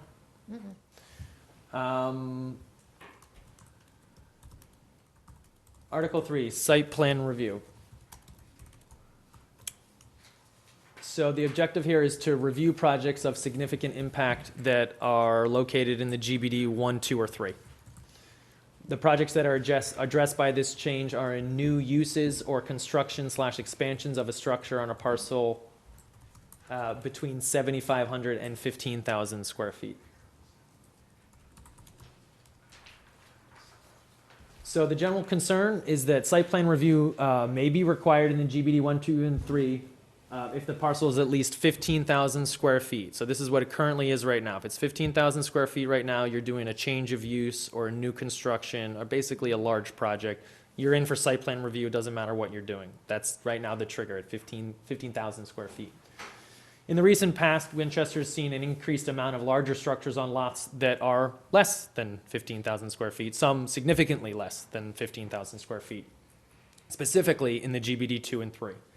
So, and because they didn't reach the 15,000 square foot of the parcel size, they therefore didn't require site plan review. So such structures should probably be reviewed, is what we feel, for their impact on safety, the neighborhood, traffic and circulation, and about 8 other things that are involved with site plan review. So the proposed change is it's a change in a trigger, like I said, of instead of the lot area equal to or greater than 15,000 square feet, the proposal is to be dropped down to 7,500 square feet. So any construction or expansion of a structure or a change in use within the GBD 1, 2, or 3 with a lot area of greater than 7,500 square feet would require site plan review.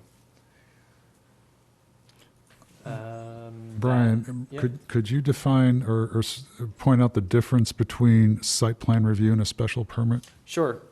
So site plan review, although there are cases where it has happened, it is generally thought amongst this our council that you cannot deny site plan review. You can technically withhold it, but it happens extremely infrequently.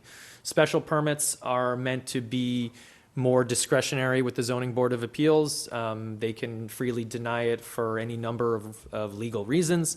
Site plan reviews tend to be, the projects tend to be shaped a little bit more in order to get to a place that is amenable to the neighborhood and the town and the space. So the major difference is that special permits can be freely denied. Site plan reviews technically can be withheld, but it happens very infrequently.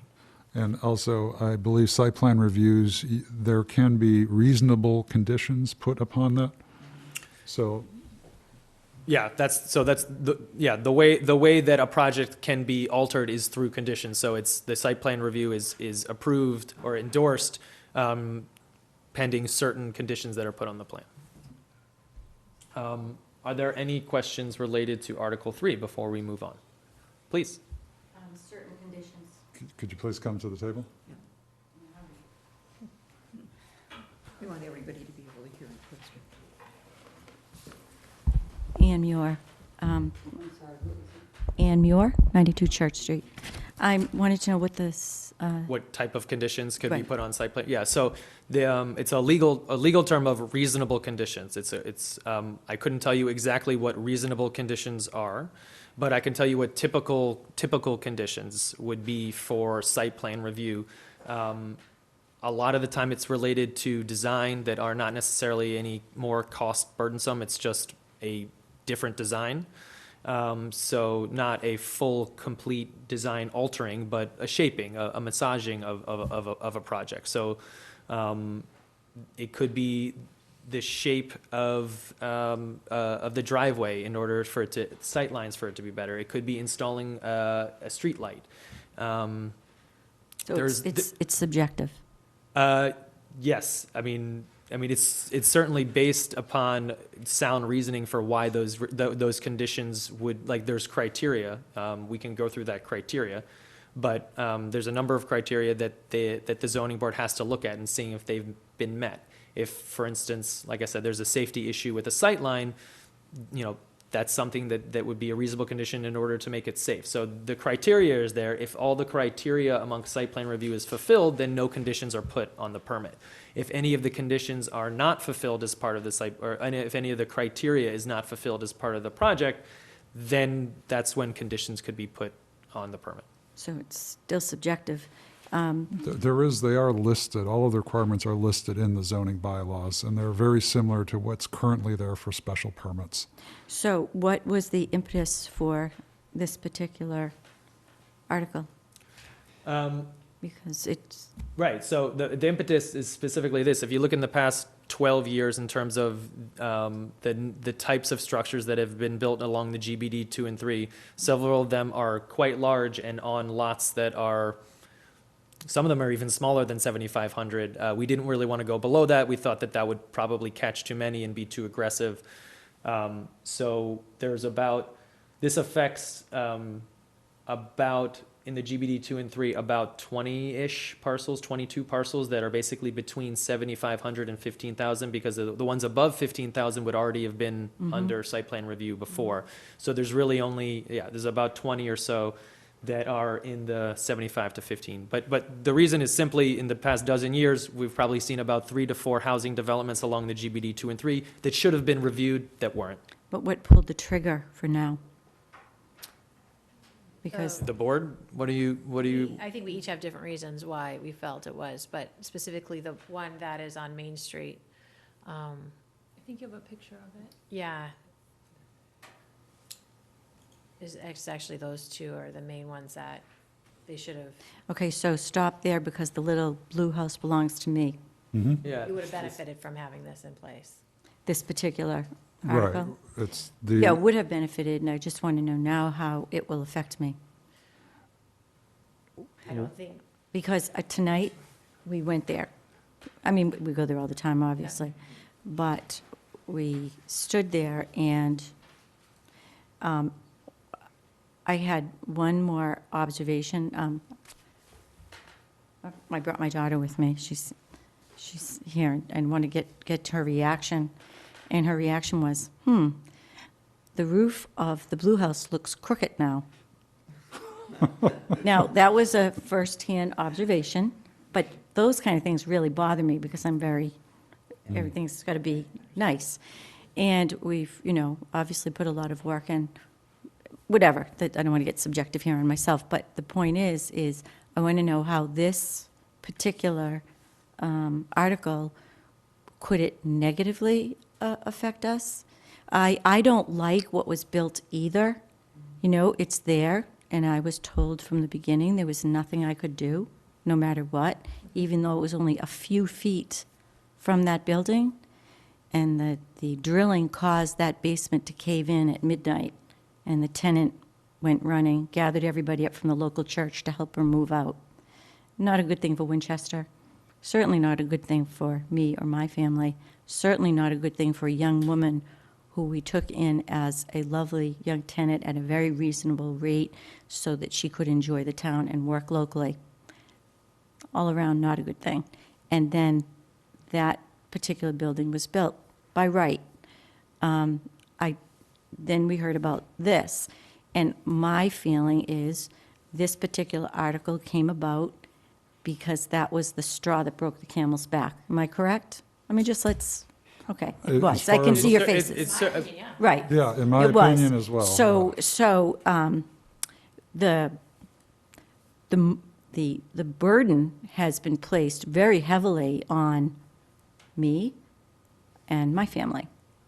And I just, I'm not sure what we're going to do. I don't know what we can do, but I wouldn't want this affecting us or what I might have plans to do negatively.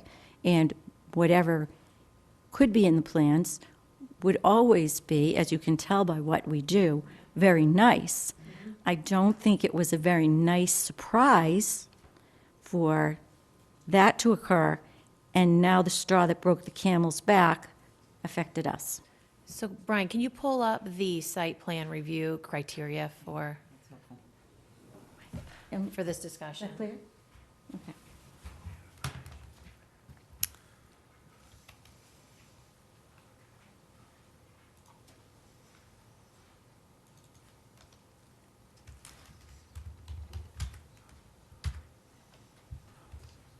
It's a great area. area of town's lovely. I didn't know I'd enjoy it so much. It's wonderful. It's walkable.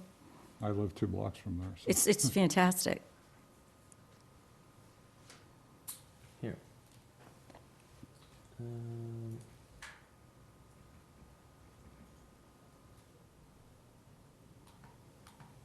So starting with here.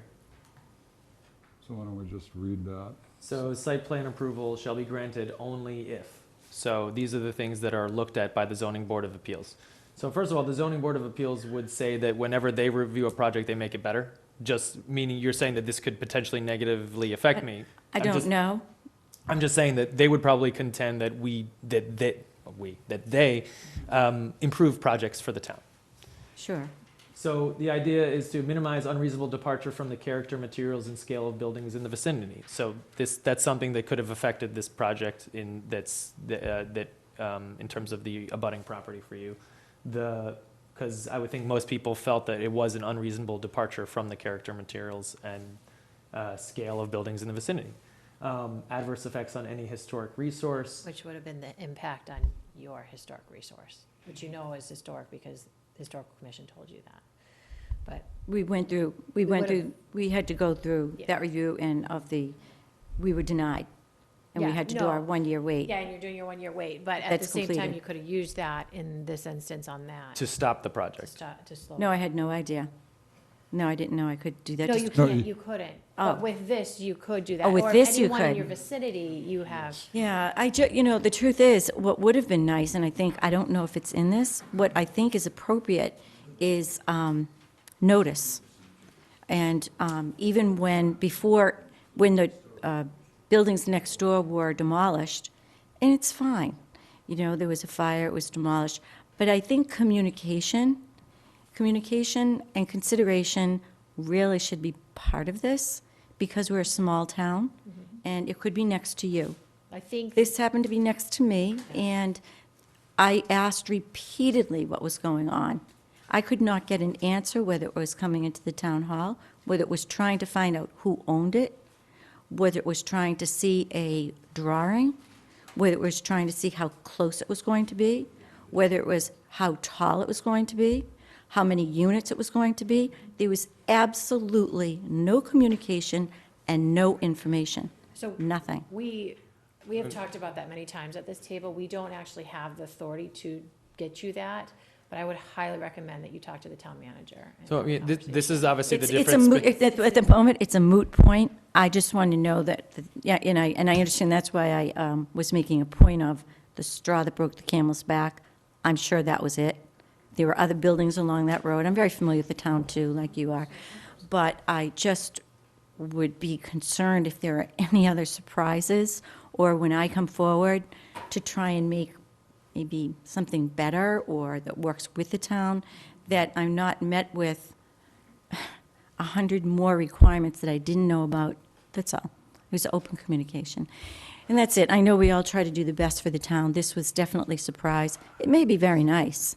It's just the lack of any No. shaking hands on it. So this is something that's been brought up to this board, to the town, to many people, the fact that by right projects don't get, there's no, forget the fanfare, there's no communication. And it really, I don't know of other towns, for example, that kind of like where a building department sends out notices for all by right projects, like It used to be in the press. Well, But- all building but- permits used to just get printed, The but truth is, there are many by right projects, and they're fine. They're great. This one was a bit over the top. it literally didn't cross our path. It didn't get in front of the board. It didn't cross my desk. By right projects are there for a reason. Right, and I think that's great, and I think I benefit by a by right project, but I wouldn't do it that way. And I think that's what I'm talking about, is that we're a small town, a finite group of people, and we work with each other. And although I really tried to get information, I couldn't get information for my life. And it was just because I happened to leave church on Sunday at the end of Mass, stop by, and said, "Are you the owner?" That is the only way and that was very little information too. But I tend to doubt that would happen again. I'm not disagreeing with by rights, I think it's fine. I'm, I guess, talking about the township and the kind of people that we are. And there's no one who came and talked to me. Maybe everyone was embarrassed this was happening, but I was really on my own here, even with the incredible drilling that caused my basement to collapse. That was really not okay.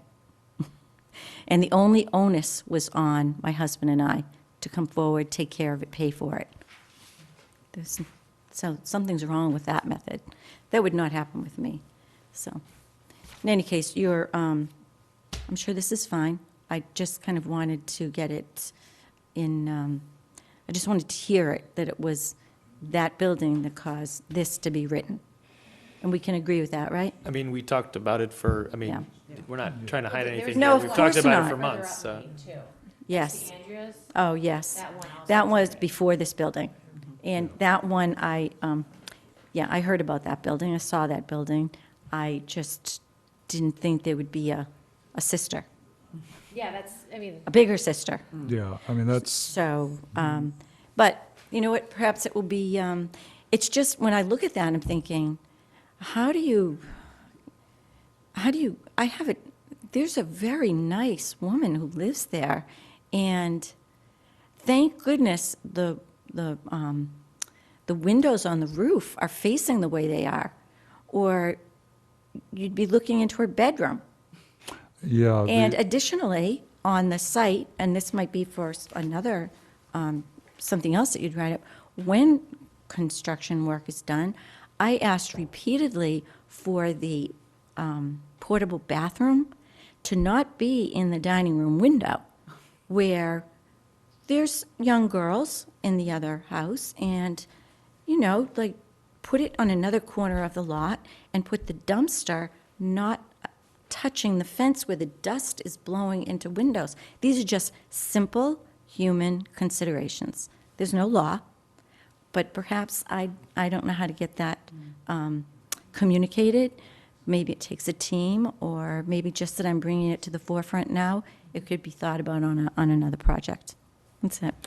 Yeah, Yeah. that's a difficult question to answer know. in terms of who you would go to in town. I I don't even know. know if Board of It would- Health, maybe the it would go to- police. I think a lot of our concerns would go to the town manager. We don't have any authority at Yeah. all over the building department. Yeah. I mean, So it really, either you have to go to Al Weil or you go to the town Yeah. manager about those issues. And, I mean, I called the building inspector as well, because my house was shaking, and I'm over on Lauren. because of Really? this problem. My daughter called, she happened to take the day off from work because I was so upset, and, well, you can, yeah.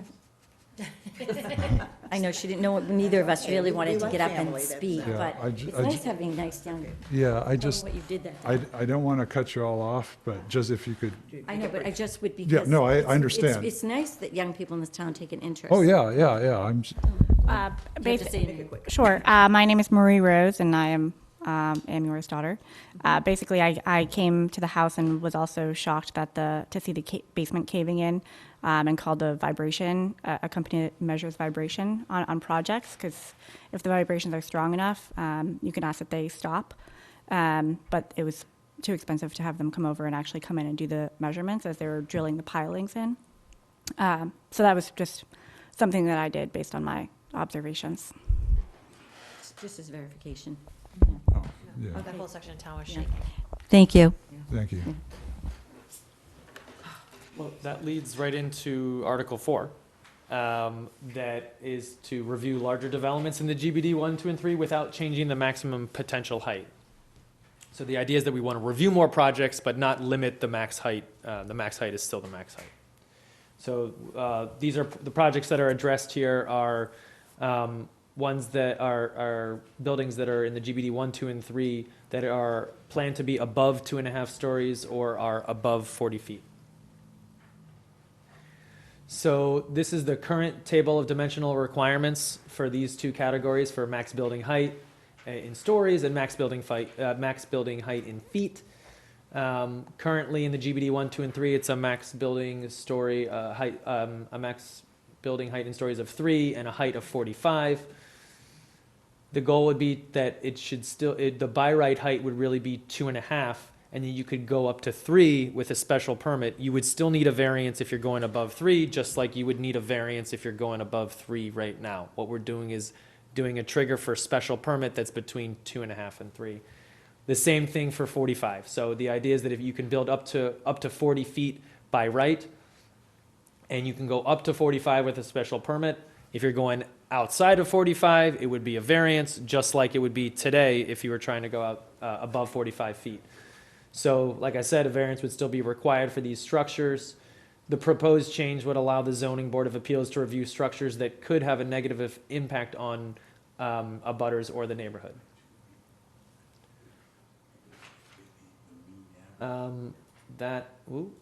So this is all I have for Article 4. It is just a change in the table of dimensional requirements. So it's just this table is going from 3, it's going to say 2.5, up to 3 with special permit, and same for the height. So if there are any questions or comments related to Article 4. Great. Keep moving forward here. Article 5, affordable housing. So the objective here is to expand affordable housing. When we say affordable housing, we mean deed-restricted housing as defined by the state. We're trying to expand that within Winchester. The projects that are addressed are specifically ones in the GBD 2 and 3, where at least 6 housing units are proposed. So that's the trigger for an affordable housing component.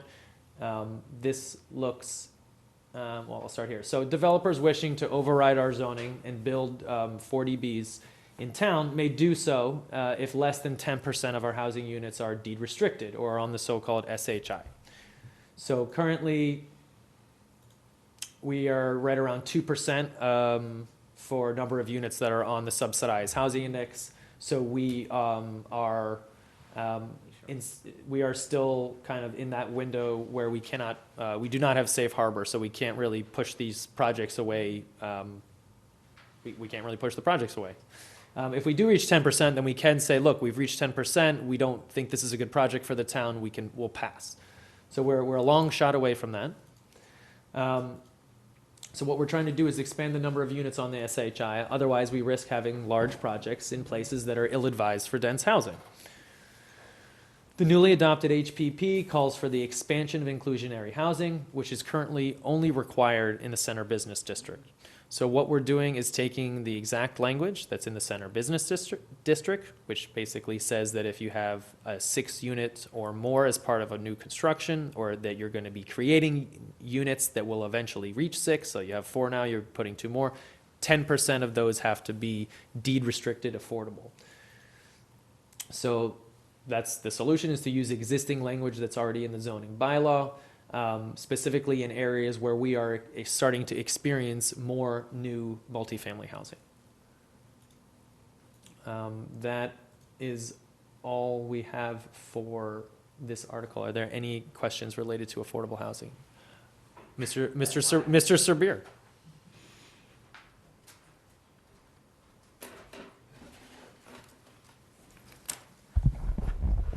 John Serbier from the Housing Partnership Board.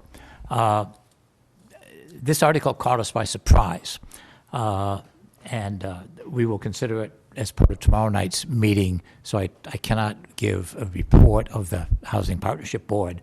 In that, while I suspect the Housing Partnership Board will support this, I want to pass along 2 requests or suggestions this evening. The first one, the history of the CBD inclusionary zoning provision was that it was developed largely by the Housing Partnership Board, working with the consultant Edith Netter as part of the overall CBD zoning effort. And so my request to the Planning Board is, in the future, to collaborate, to ask us for input and ask us for advice with these kinds of articles, whether they are still in the formulative stage, rather than waiting until they're all done in there. And I think that's, I would characterize that as good government. Regarding the potential to expand to a broader geographic area, the Housing Partnership Board has taken a very conservative approach, saying, thinking, don't do this until we first get experience with how this zoning is operating in the central business district. There's one project that's under construction now in there, so we're still early on in the learning stage. The language in the housing production plan is a recommendation that the town should identify additional districts where inclusionary zoning should apply, if not expanding it to the whole town in there. So this is a step in there. There are many areas in town, other than, my understanding is that GBD 2 and 3 is primarily the North Main Street corridor. There are many areas in town where multifamily housing is going to be proposed. People would like to develop it other than just North Main Street. And so I think what's needed is an overall plan for expanding inclusionary zoning, other than just doing it piecemeal without looking ahead. And so the request I would make is that before town meeting, that a plan be prepared to at least drafted in a preliminary form that would indicate how inclusionary zoning can be expanded to the entire town or to a broader set of areas, so that people, rather than doing it piecemeal, and you don't know where this is heading and where this is going, that there are projects that are not covered by this expansion. It's covering some expansion. I think it would be solid homework to develop this broader plan. I think it fits into the master plan, because one of the things the master plan should be doing is kind of identifying areas where housing growth is likely to occur, where it's desired to occur, and it's more than just North Main Street. I'll go super quick. Okay. So I agree with everything you just said. I also think our master plan consultant would also agree, and that she would think that the GBD 2 and 3 would be a great place to start the expansion, because that's where we're seeing the movement. So there's a multiple points of it. So to do, the housing production plan calls that out. It's also, the master plan is working on taking that information and putting it into a full action item across town. We know as of right now, there are applications coming in under GBD 2 and 3, and we're losing those affordable housing. When we talked to council, they said stay with the same language right at this point, duplicate it, don't make any changes. It's just, so. And I would agree with that. No, and I'm sorry that that there was either miscommunication or stuff that, between housing and, I don't know. I think we did it really quickly, because it was just like, well, let's just put it over, Yeah. and then I think we didn't talk about it for a We while. have talked about it, about doing and expanding it, but I The think we do need to do it as a overlay over the whole town and look at it. But we need to wait till that master plan's done. But we know right now there are projects coming in GBD 2 and 3 that have no inclusionary housing. And based on what some of the things legal counsel said, this is the best approach until that master plan is done, to just secure and try to get those affordable housing units in, and not lose the opportunity. And the approach that we've taken so far, and it's more or less worked, is to do that on a negotiatory basis. And so the one that's currently in the pipeline is 735 Main Street, the Margaret Mahoney land. I talked with their lawyer and their architect last night. Alan Rogers spoke with them earlier. We need, and what the comment I made to the Zoning Board of Appeal, and that we've made in the past, is that the ZBA should not permit these projects without having inclusionary housing included. Once you're down into the 6 units, 8 units size range, the economics become more difficult. We recognize that. The developers obviously recognize that. And so it requires a back and forth. One of the provisions that's in the CBD zoning is that under extenuating circumstances, it will allow for either an off-site affordable component or a payment in lieu of units. And so there needs to be a lot of back and forth going on. On 15 Dick Street, I probably had, between Alan Rogers and myself, we probably had 5 or 6 meetings on that. Yep. Until we tried 3 different options, 3 different ways to make that work. And, we finally ended up with an on-site unit that I think everyone is very happy with. Is your concern that the language in the CBD would not result in the same sort of, I would agree for a whole bunch of reasons. I mean, one of the problems right now in the zoning code is that different provisions have different inclusionary housing requirements. And it's confusing, and so in the independent elderly overlay allows only for payment, or primarily for payment. The way that's written, you're only going to get payment. You're never going to get on-site units. No, there should be an overarching policy so that no one would ever have to, you can't force the ZBA to not approve stuff without an inclusionary component unless that's the policy of the town I mean, it would have to be a law, like. It makes sense to expand. It makes sense to try to learn from what's going on in the CBD. We are getting units out of the CBD. We've gotten Well, one unit. it's, the question that I think you're raising is a standard issue requirement of 6 units or more, 10%, is that getting us what, or is negotiating getting us a better deal? I mean, I think it definitely helps to have it in the zoning code, because Okay, that's- on the Fells Hardware proposal, it wasn't a question of debate. I mean, it was there.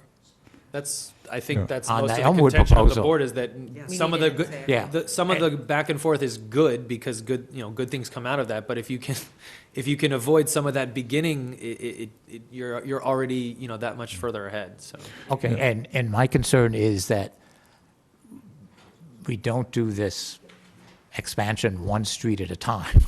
I think the board agrees with you, but GBDs 2 and 3, because of the heightened pace of development, we were concerned that we get in the door now rather than, if we wait till, a year from now or 18 months from now, it may be too late for. Well, it may be 5 units that we lost.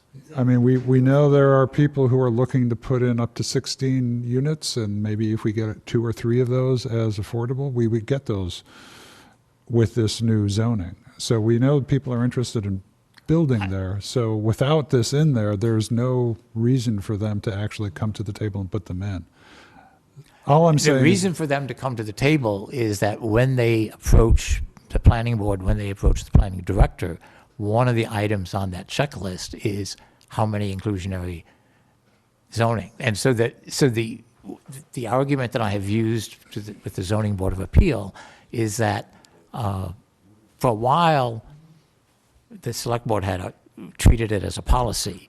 They then decided not to like that word. And so what we've said and demonstrated is that it's the practice in every single multifamily development above 6 units to have inclusionary component. That's what was taken at Greystone. Okay. And what I'm asking for tonight, I mean, this is on the table, it's going to go forward, we'll see how town meeting reacts. I think it would be helpful for town meeting, I think it would be helpful for the planning board, I think it would be helpful for everyone to have a game plan in mind where this is heading and over what kind of time frame. And I'm hoping the master plan does that. I think, The master plan isn't going to get that detailed. No, but it will. No, but if we need to really be starting to think about that, to your point, John, I think if we can start thinking about what we can do actually to move this forward to the extent that we can, to just have a realistic sense of what market forces are, but at the same time, be able to try and work toward getting more affordable units. I mean, that's. Yeah, I mean, that's the dilemma we're in right now, I mean, the CVS site on Washington Street is a good example because, the proposal is that it's going to go forward as a friendly 40B with the housing development. That's great because it will provide 25% Yeah, affordability. that'll help. That's harder on the developer, and that requires a larger project. And so, there could be opposition because it's people saying, oh, it's too large a project. And so it may be better from a community perspective to go with, having 15% of the units affordable rather than 25. So going back to the housing production plan, one of my big issues with it is it didn't have an implementation plan with it. And in that discussion with the select board, I was under this understanding that the select board were going to go forward with the next part of that housing production plan for implementation and hiring the staff, and it was not going to fall on the planning board's shoulders because we don't have.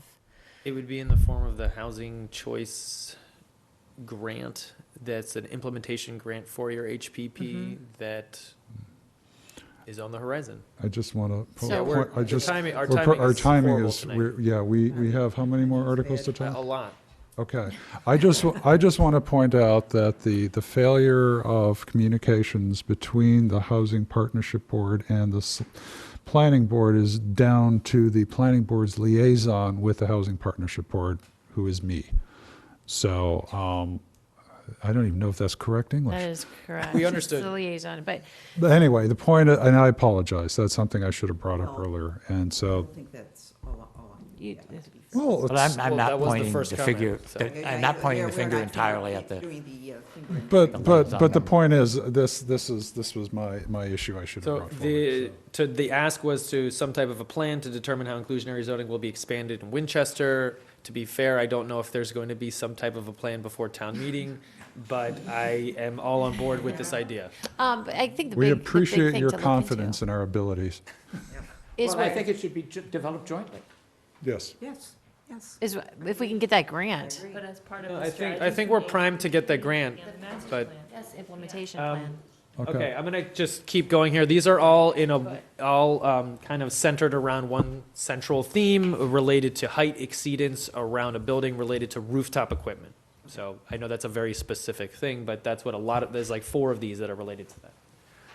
So this is Article 6, notes to the table of dimensional requirements. This is simply to account for and review the impacts of rooftop equipment, because right now it's not really required to show all of the rooftop equipment when it comes to elevation drawings. The projects that would be addressed are projects within non-residential districts where rooftop equipment exceeds the maximum height allowed. So this is not in Winchester. This is in Winchester, showing rooftop equipment, showing that here you can see it's screened. On one side of this, it is screened. On the other side, so kind of depending on which way you're coming on the train, you basically can see it, and other times you can't. So again, the bold is new language. The strike through is deleted. It's saying, so we're basically saying that the height exceedance does not apply to all these things that are normally carried above roofs, such as ventilators, other structural features. So we changed that to say that chimneys may exceed the maximum height by 15 feet, but all of their HVAC equipment and the necessary screening that screens that equipment may exceed the maximum height by the minimum dimensions required by the Massachusetts State Building Code. So we're going straight with the Massachusetts State Building Code in terms of how far away, for instance, a window can be from a HVAC unit, that type of thing. So what this is saying, the main point here is that we make a specific call out of chimneys that they can may exceed by 15 feet, but all this other equipment has to be screened, and then also can't be any more than what's allowed by the state building code.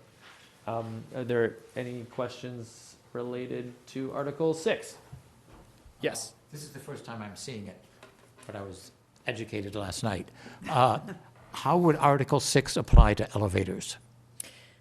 So I did a tremendous amount of research on elevators, and there are multiple different types of elevators. Some require an elevator where you have the elevator house on top, and others don't. When you go to higher height buildings than what we have here more in Boston, that's when you require the elevator house on top. The penthouse. The penthouse, everyone calls it all different things. And so, but there actually is many opportunities and options for elevators where that is contained with inside the building and does not need to have a. Okay, what's happening is that Rooftop decks. rooftop decks are, They're all the rage. and I was looking around for planning board representatives at the ZBA meeting last night. The issue for 735 Main Street is that the elevator Penthouse. container shaft is the highest part of the building. Yeah. Yes. And the question that they debated, and they're going to ask you if they haven't asked you already, is the definition of building height and the roof treatment for that elevator, and whether it's a flat roof or whether it's a cupola gable style roof. And so I think as I sat here, I kept looking for the word elevator and I couldn't find it. And I mean, that's an example of a building that's being built where the key determinant of height is the height of that elevator. Right, but as Heather pointed out, there are elevator designs where the only thing sticking above the roof would be essentially the door from the elevator, just a building. Now, I guess they need 13 feet above the stop of the Yeah. elevator. Yeah.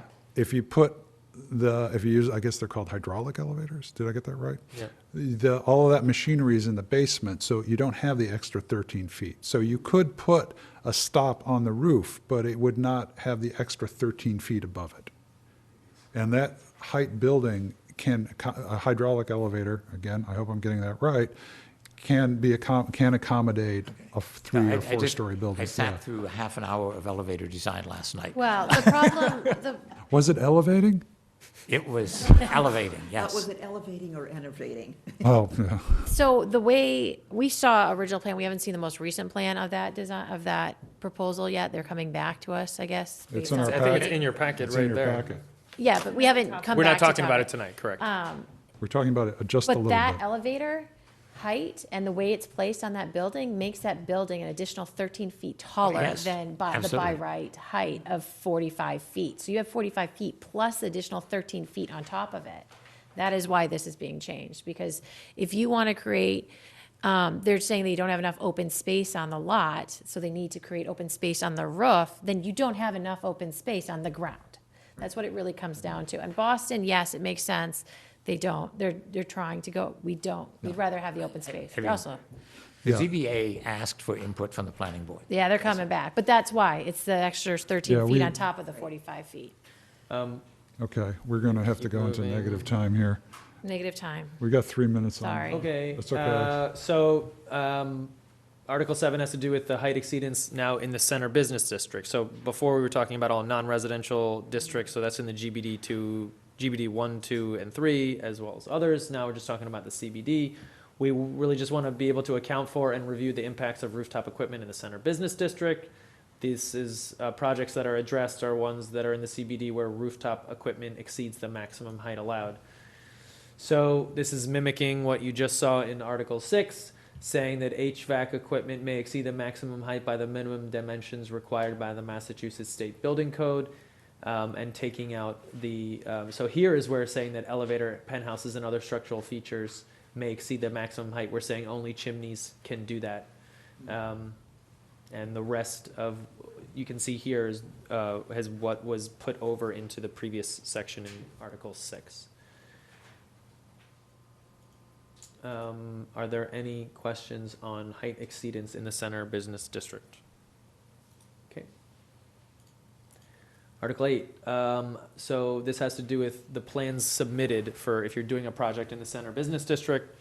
So it's not an additional plan, it's just locating equipment on the plan. So it's not an additional plan that's needed, but we want to, again, account for and review the impacts of utilities and other rooftop equipment in the center business district. This is where there's rooftop equipment proposed.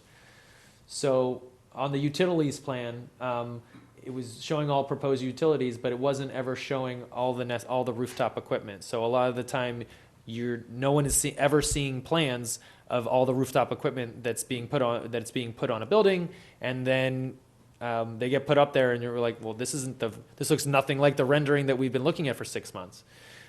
So we want to be able to see the size and location of all the rooftop equipment. It should all be illustrated on all the drawings, renderings, and elevations. I believe this. So this is just a new requirement to be put on the utilities plan. That is the only thing for Article 8.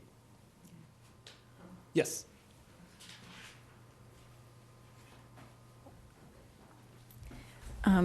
In regard to this, the height and the elevators and the extra height of existing buildings or buildings in process, when I put it that way, couldn't you have another article where landscaping is used to camouflage from neighboring properties? Instead of the onus being on the buildings in process, that you didn't see what was going to happen to the roof, so it's 13, 15 feet above. Wouldn't that be the proper thing to do, to put the onus on that building or buildings in process that were going to infringe on the looks and privacy of other buildings, rather than it being on those that are left?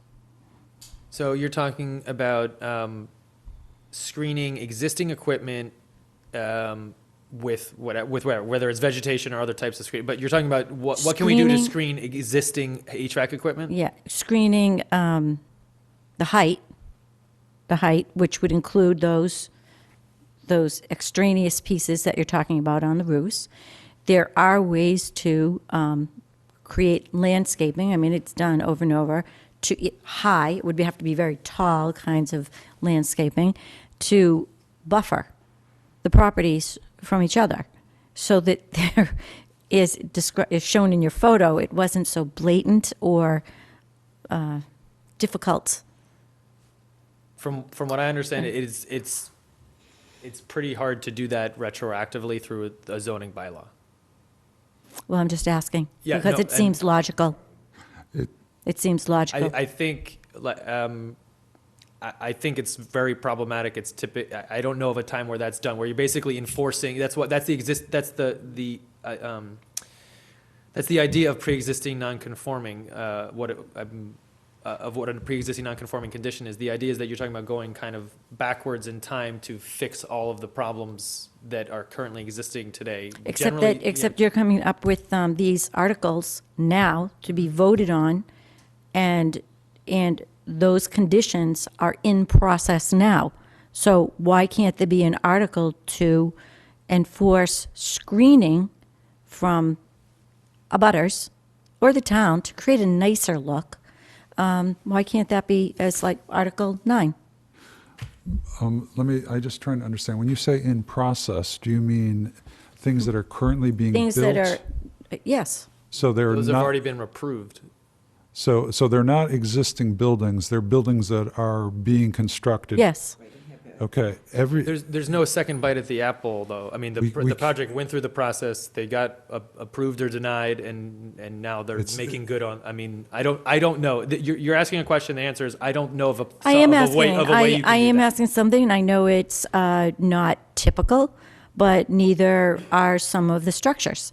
And why shouldn't we all be working together to make it a nicer place? So this would be a question for town council to determine whether, I mean, it's something we'll take on. It's a Okay. question for town council. Thank you. I just was looking at it and thinking, and because I have looked at this over and over and thought, how do I fix it? How do I fix it? I didn't cause it, but how do I fix it? And I did ask at one point, can some trees be planted? Because there are trees that grow quickly and tall to make it look softer and to buffer even the roof lines, and not just, for everyone. It's a. You're explaining the exact reasons why we're trying to put site plan review and special permits into the GBD2. Yes, I understand that, but this is after the fact. You're right. Yeah, This yeah. is after the fact, and there are things in process that you can perhaps fix. Those are, I disagree. I think that's the problem. well, there are certainly some legal constraints on what you can do. I think we can, since Yeah. none of us here are counsel or lawyers, we can certainly ask. I mean, that's the biggest constraint I would see. I think that, but that's a Okay. question. All right, Thank thank you. And if you could please sign in so that we can get back to you with the answer? The other side of it too is if they can't add anymore.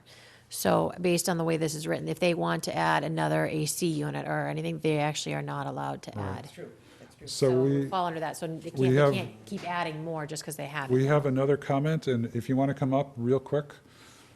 So, Mine very short. Because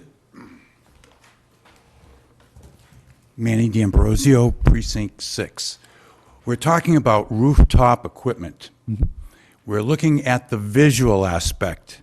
I'm assuming that the noise bylaws are sufficient such that it need not be in here. We don't have noise bylaws in this town. Oh, we don't. So what about the noise aspect? That is something that the town manager had tried to get through a couple of years ago through town meeting. And I'm sure you were sitting at town meeting. That's exactly why I phrased it the way I Yes. We have the construction times, which is technically not a noise bylaw, but it's a Right. construction times bylaw that's trying to battle the noise bylaw. But you are 100% correct. This article has nothing to do with noise or vibrations that relate to HVAC equipment.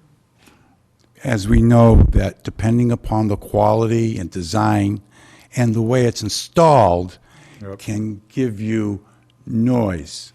So you raise an interesting point, which is whether or not noise considerations can be part of zoning. And No, I'm- but it could be part of town bylaws. Right, right. But if there are two ways to get at this, I There's mean, more, I I don't believe know. there's more than one way of taking care of business. There can be. Yeah, so the question to council is, can noise bylaws be part of the Well, zoning? That is a good question for council. For us, we wouldn't be able to put that into this article because the way you notice the public notice of articles, that would be considered a significant change that would not be allowed. The only reason I mention it is because you highlighted HVAC equipment to be considered significant. And as it's being significant, it has two aspects. No, you bring up a very good point. Yes. And perhaps in the fall, you will see an amendment. You can help us. That's good, well, I was sitting right behind you when Yeah. that came up, Yes. by the way. Thank you very much. Thank you for the comment. thank you. I'm just gonna just keep moving here. So we just did it for site plan. This is the same thing, but for special permits. So the account for and review the impacts of utilities and other rooftop equipment for all special permits. Again, here, all we're doing is adding this, saying all special permit applications shall incorporate and illustrate the size and location of all rooftop equipment into the drawings, renderings, and elevations submitted. So same as site plan review. I would imagine the same comment could be said about this related to noise, so that's noted. Any other questions related to Article 9? Okay. Article 10, that was first the center business district, then special permits, now we're on to site plan review. So everyone's all in line with saying that all special permit and site plan review applications shall incorporate and illustrate the size and location of all rooftop equipment. So that's both for 9.4.5 and 9.5.4. Our last article is related to the master plan. We are seeking an appropriation of $45,000 from free cash in order to conclude the 2030 master plan by February of 2020. So JM Goldson has concluded phase 1 of the master plan, and MPSC is diligently working through phase 2. Hopefully people are going to be checking out our co-urbanized site more into the future. These are our scheduled events where there's going to be times for the public to interact with our master plan consultant to give feedback on the goals, vision, direction of town over the next 10 years. March 25th is a high school event for high school students. April 6th, it looks like there will be someone at the transfer station handing out flyers, and there will be a larger event on the 19th at the Jenks Center for you to go, as well as the entire day of May 11th at the Plant Celebrate Lock Farm, and then obviously Town Day will all day. You'll be able to go by and participate in the event that they have in order to get feedback for phase 3. So the last full master plan, I think this is the last slide here, was completed in 1953 with a limited update of several chapters in 2010. Town meeting has already appropriated this board $75,000 for the master plan in 2017. So we're asking for an additional 45. Typically, comparable communities spend between $100,000 and $175,000 on similar plans. The additional 45,000 will allow us to conclude this project as we plan for the future. This is also using some of our own professional services money as well in order to get over that line. There's obviously a clear need for increased study of open space recreation planning due to limited field space, traffic and transportation due to safety of intersections and traffic flow, housing and economic development due to the, people talking specifically about the commercial and residential tax base, how 40Bs affect the schools, how 40Bs affect traffic, just density in general. And also there's definitely a very clear need for study of cultural and historic resource planning in order to help preserve Winchester's unique resources that helps people wanting to come here and actually wanting to stay. So that's all the information that I have for you this evening. Please send all comments or questions. This is still in draft form, so the goal is that over the next week or so, we will have more comments and then we'll have a final vote in order to put it actually on the warrant. So that will happen sometime next week. And please send them to planningboard@winchester.us. That email address goes to all members, including me. So planningboard@winchester.us. That's the group for us. So please contact us that way. Mr. Sabir. My recommendation is that in your presentation, whoever presents this to town meeting, do not say that you're going to look at the effect of 40B on schools. That's illegal. Okay, good to know. Thank you. I think we can now close our public hearing. I guess that was my gavel. So thank you very much for your comments. We really appreciate you coming by and telling us about your personal situations, which is important for the town government to hear. If you had a question that you asked and we weren't able to get to it here, if you could make sure you signed in at the sheet at the front table so that we can get back to you with the answer to that question. And then, unfortunately or fortunately, we now have to move on to talking about Mass Affordable Housing Trust. And the reason... This is in the form of an update, like a quick update, right? This is a quick update. John Sabir has some handouts he wants to give us. The reason this is on our agenda is because the Select Board was going to put together language about what I believe they want to present something to town meeting, and hopefully, John, you know more about it than I do. I came to listen. Oh. Well, Brian, can you give us an update? No. Okay, so I guess we don't I don't have, the last update we had is that we were asking for updated language for us to react to. I do not have any updated language for us to react to from. But Yeah. let me present two updates. Please, I've got nothing over here. We will, but John, just so that we can get out of here before the rooster crows. Thank you, Dan. Yeah, thanks for coming in. The Select Board discussed this last night. I was present there. There was a working group meeting a week ago Monday that Maureen Meister was at. My understanding is the current proposal is for the town to adopt a municipal affordable housing trust that is consistent and identical to Section 55C of Mass General Law, Chapter 44, and there's wording in there. The option was, do we want to tailor that wording to meet the town? And the general consensus was, there's not time to do that. The wording is sufficient. Let's just go with it in there. My understanding further is that the entirety, or at least the majority of the Select Board's housing fund will be transferred over to the trust.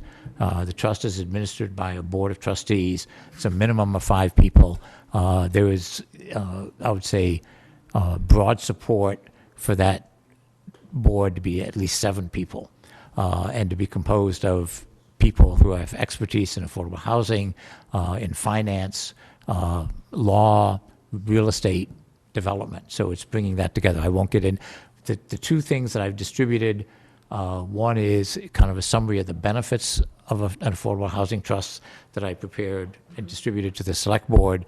The other one, in response to a request from the town manager, was to provide a chronology of how this recommendation emerged. I'm not sure whether the town manager has specific wording language. I think it's going to be very short at this point, like one sentence, basically saying to adopt 55. Section 55C. Okay, I mean, one of the reasons we wanted to see that is that this board was going to vote on whether we would be co-sponsors of it. And without seeing the actual text, I don't think any of us. We can't. So for instance, if, the policy of the number of people on the oversight board or on the board, is that going to be written into the language of the article, or is that something that we'll see? Those are things that. I don't know, Yeah. to be honest with you. And I'm not sure that the select board has actually drafted a town meeting warrant article yet. It was, the original plan was that it was going to be drafted by last Friday, but I didn't see it last night. Yeah. So we're just sort of, it's something that this board, I think, feels very strongly about in support of it. But before we actually wanted to sign on as a possible co-sponsor. And the select board is looking for support We, from the Housing Partnership Board and the Planning Board. Yeah, if we're not a co-sponsor, that doesn't, we could still be No. in full support of it, but it's hard. we would. But they're actually looking, I spoke in error. They ideally would like to have the article co-sponsored by both the Housing Partnership Board and the Planning Board. We're game, we just We're need game. we just need the word. Oh, no, that's, Yeah. and Yeah. I'm, my reporting is as of 9:45 last night.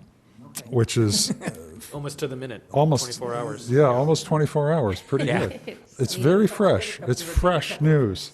So Okay. I think it's moving forward. Yeah. Everyone was seems no to be for it opposition. all over everywhere. Everyone's like, yes, let's do Yeah, there was this. no Let's opposition just do from this. anyone Yeah. on the Excellent. select board. Excellent. So the only tussle will come is what happens to the $1 million from the winning farm. Does that mean? That was discussed and mentioned at the working meeting. The funding actually was not, they did not spend a lot of time on that last night, Okay. or maybe even any time. Just to clarify, because people keep talking about, and the select board keep talking about this $1 million from Winning Farm.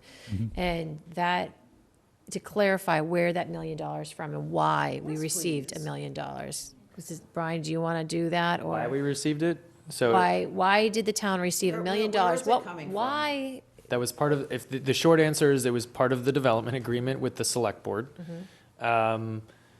It was also offered, meaning that Mr. Bonvy said, I am also willing to give the town $1 million to do what you want with it. I believe that was exactly what he said. So that was the genesis of it. It's just a general payment of $1 It million was, for that. it was, I'm willing, it was in the negotiations for the development agreement. It was not the town saying, hey, would you? It was him saying, I'm willing to, and that was a point of negotiation that he brought up. The Housing Partnership Board has slight variation of that. What Brian said is true. The Winning Farm is 29 units. They should be proposing and providing 3 affordable units. They're only providing 2 affordable units.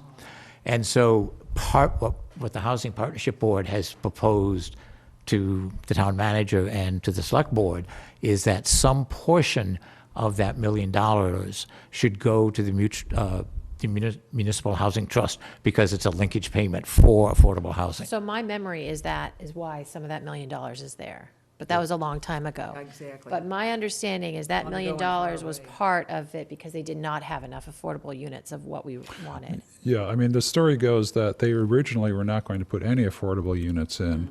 And then we said we need affordable units, and then we gave them extra units to help pay for the affordable units. So it went from 25, I believe, Yeah. to 29. And so not getting the full 10%, which would have given us the third unit, I recall as well that some of that money was There is no. lieu of housing. When we discussed that with the town manager, that money is, I'm not sure what account it's in, but there is no game plan that has been developed for how that money is going to be used. My recollection of the development agreement is that that has to be approved by town meeting Yeah, that would make sense. in there. And so I don't think that that will be part of the current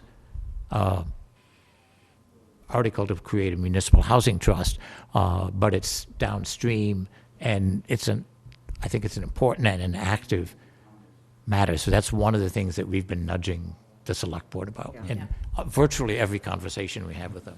Yeah. Okay, we're now in negative time. Thank you, John. Let us. Subdivision rules and regs. Subdivision rules and regs. This is pretty straightforward. Right.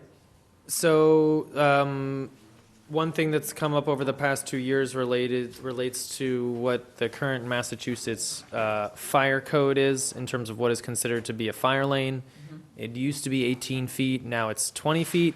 However, we have a maximum paved width in the residential area for our subdivision rules and regs. We have a max paved width of 18 feet, but it's actually a minimum width needed of 20, according to the Massachusetts Fire Code. Okay. So the goal was to change all of these simply to a minimum paved width and not even have a maximum paved width. The other idea was to have both a min and a max. So that was what we needed to talk about, of whether we just want a minimum or we want a minimum and keep these maximums. How did this come up, or why is it coming up? This came up because of the past two subdivisions, we've had to force the applicant to apply for a waiver, and we had to give the waiver because of a fire lane being a minimum of 20 feet for the paved surface. So it can't be a maximum paved width of 18 if the fire code is calling for 20. Right. So shouldn't it just be 20 and match You could the- say a minimum of 20 for all of these. You could say Can't we just maximum of say- 20. We, Well, it's will we possible. ever go against the state fire code? So can't we just say Minimum is minimum the- as required by the As required by state the fire state code? fire code? Yeah. Right, the question, well, And then just peg it. I would say the maximum is the minimum required by the state code. But there are cases, for instance, like here, like in an industrial area that might need a more than 20 feet. So that's why I was thinking it's possible that it might be good to have a min and a max.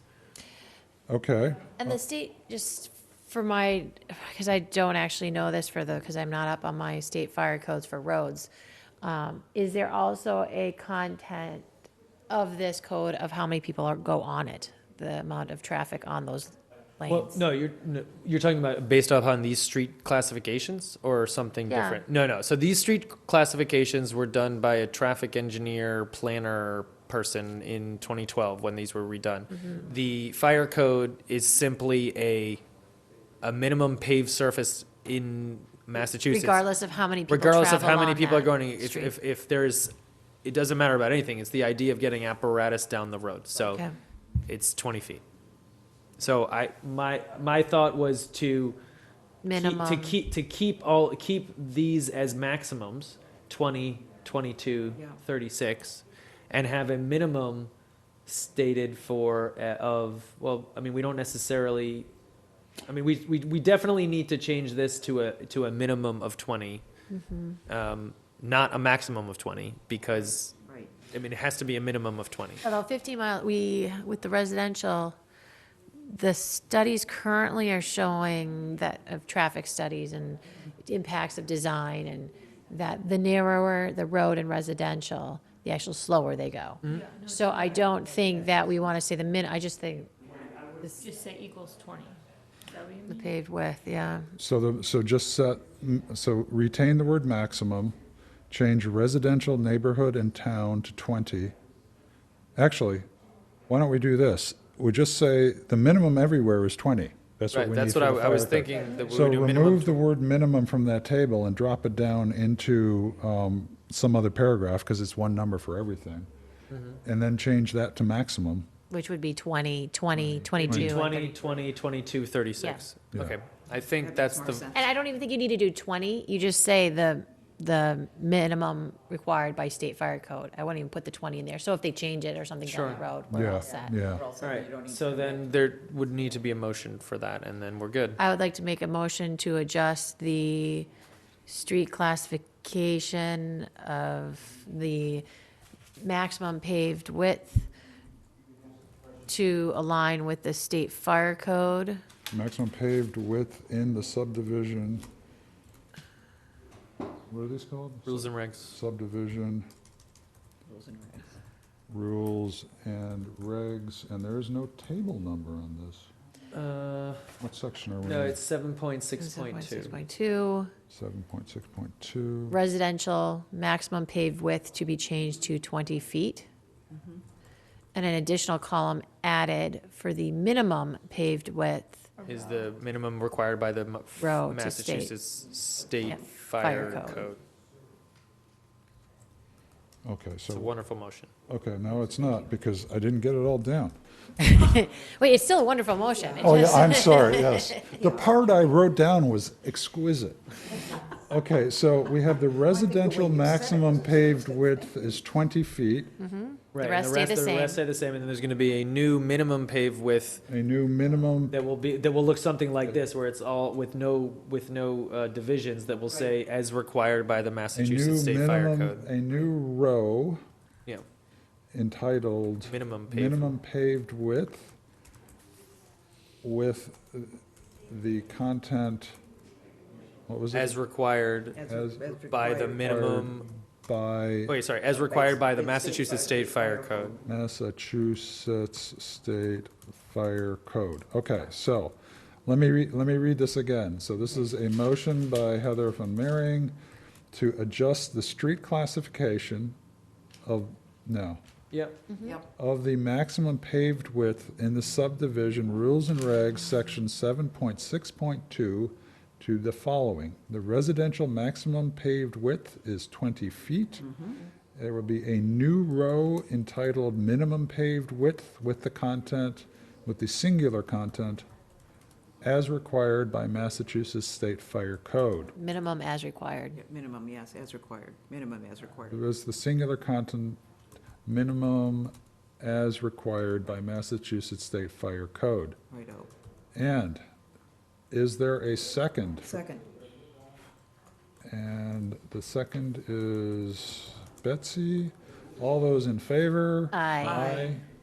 4-0, and Liz, I'll email this to you. Thank you.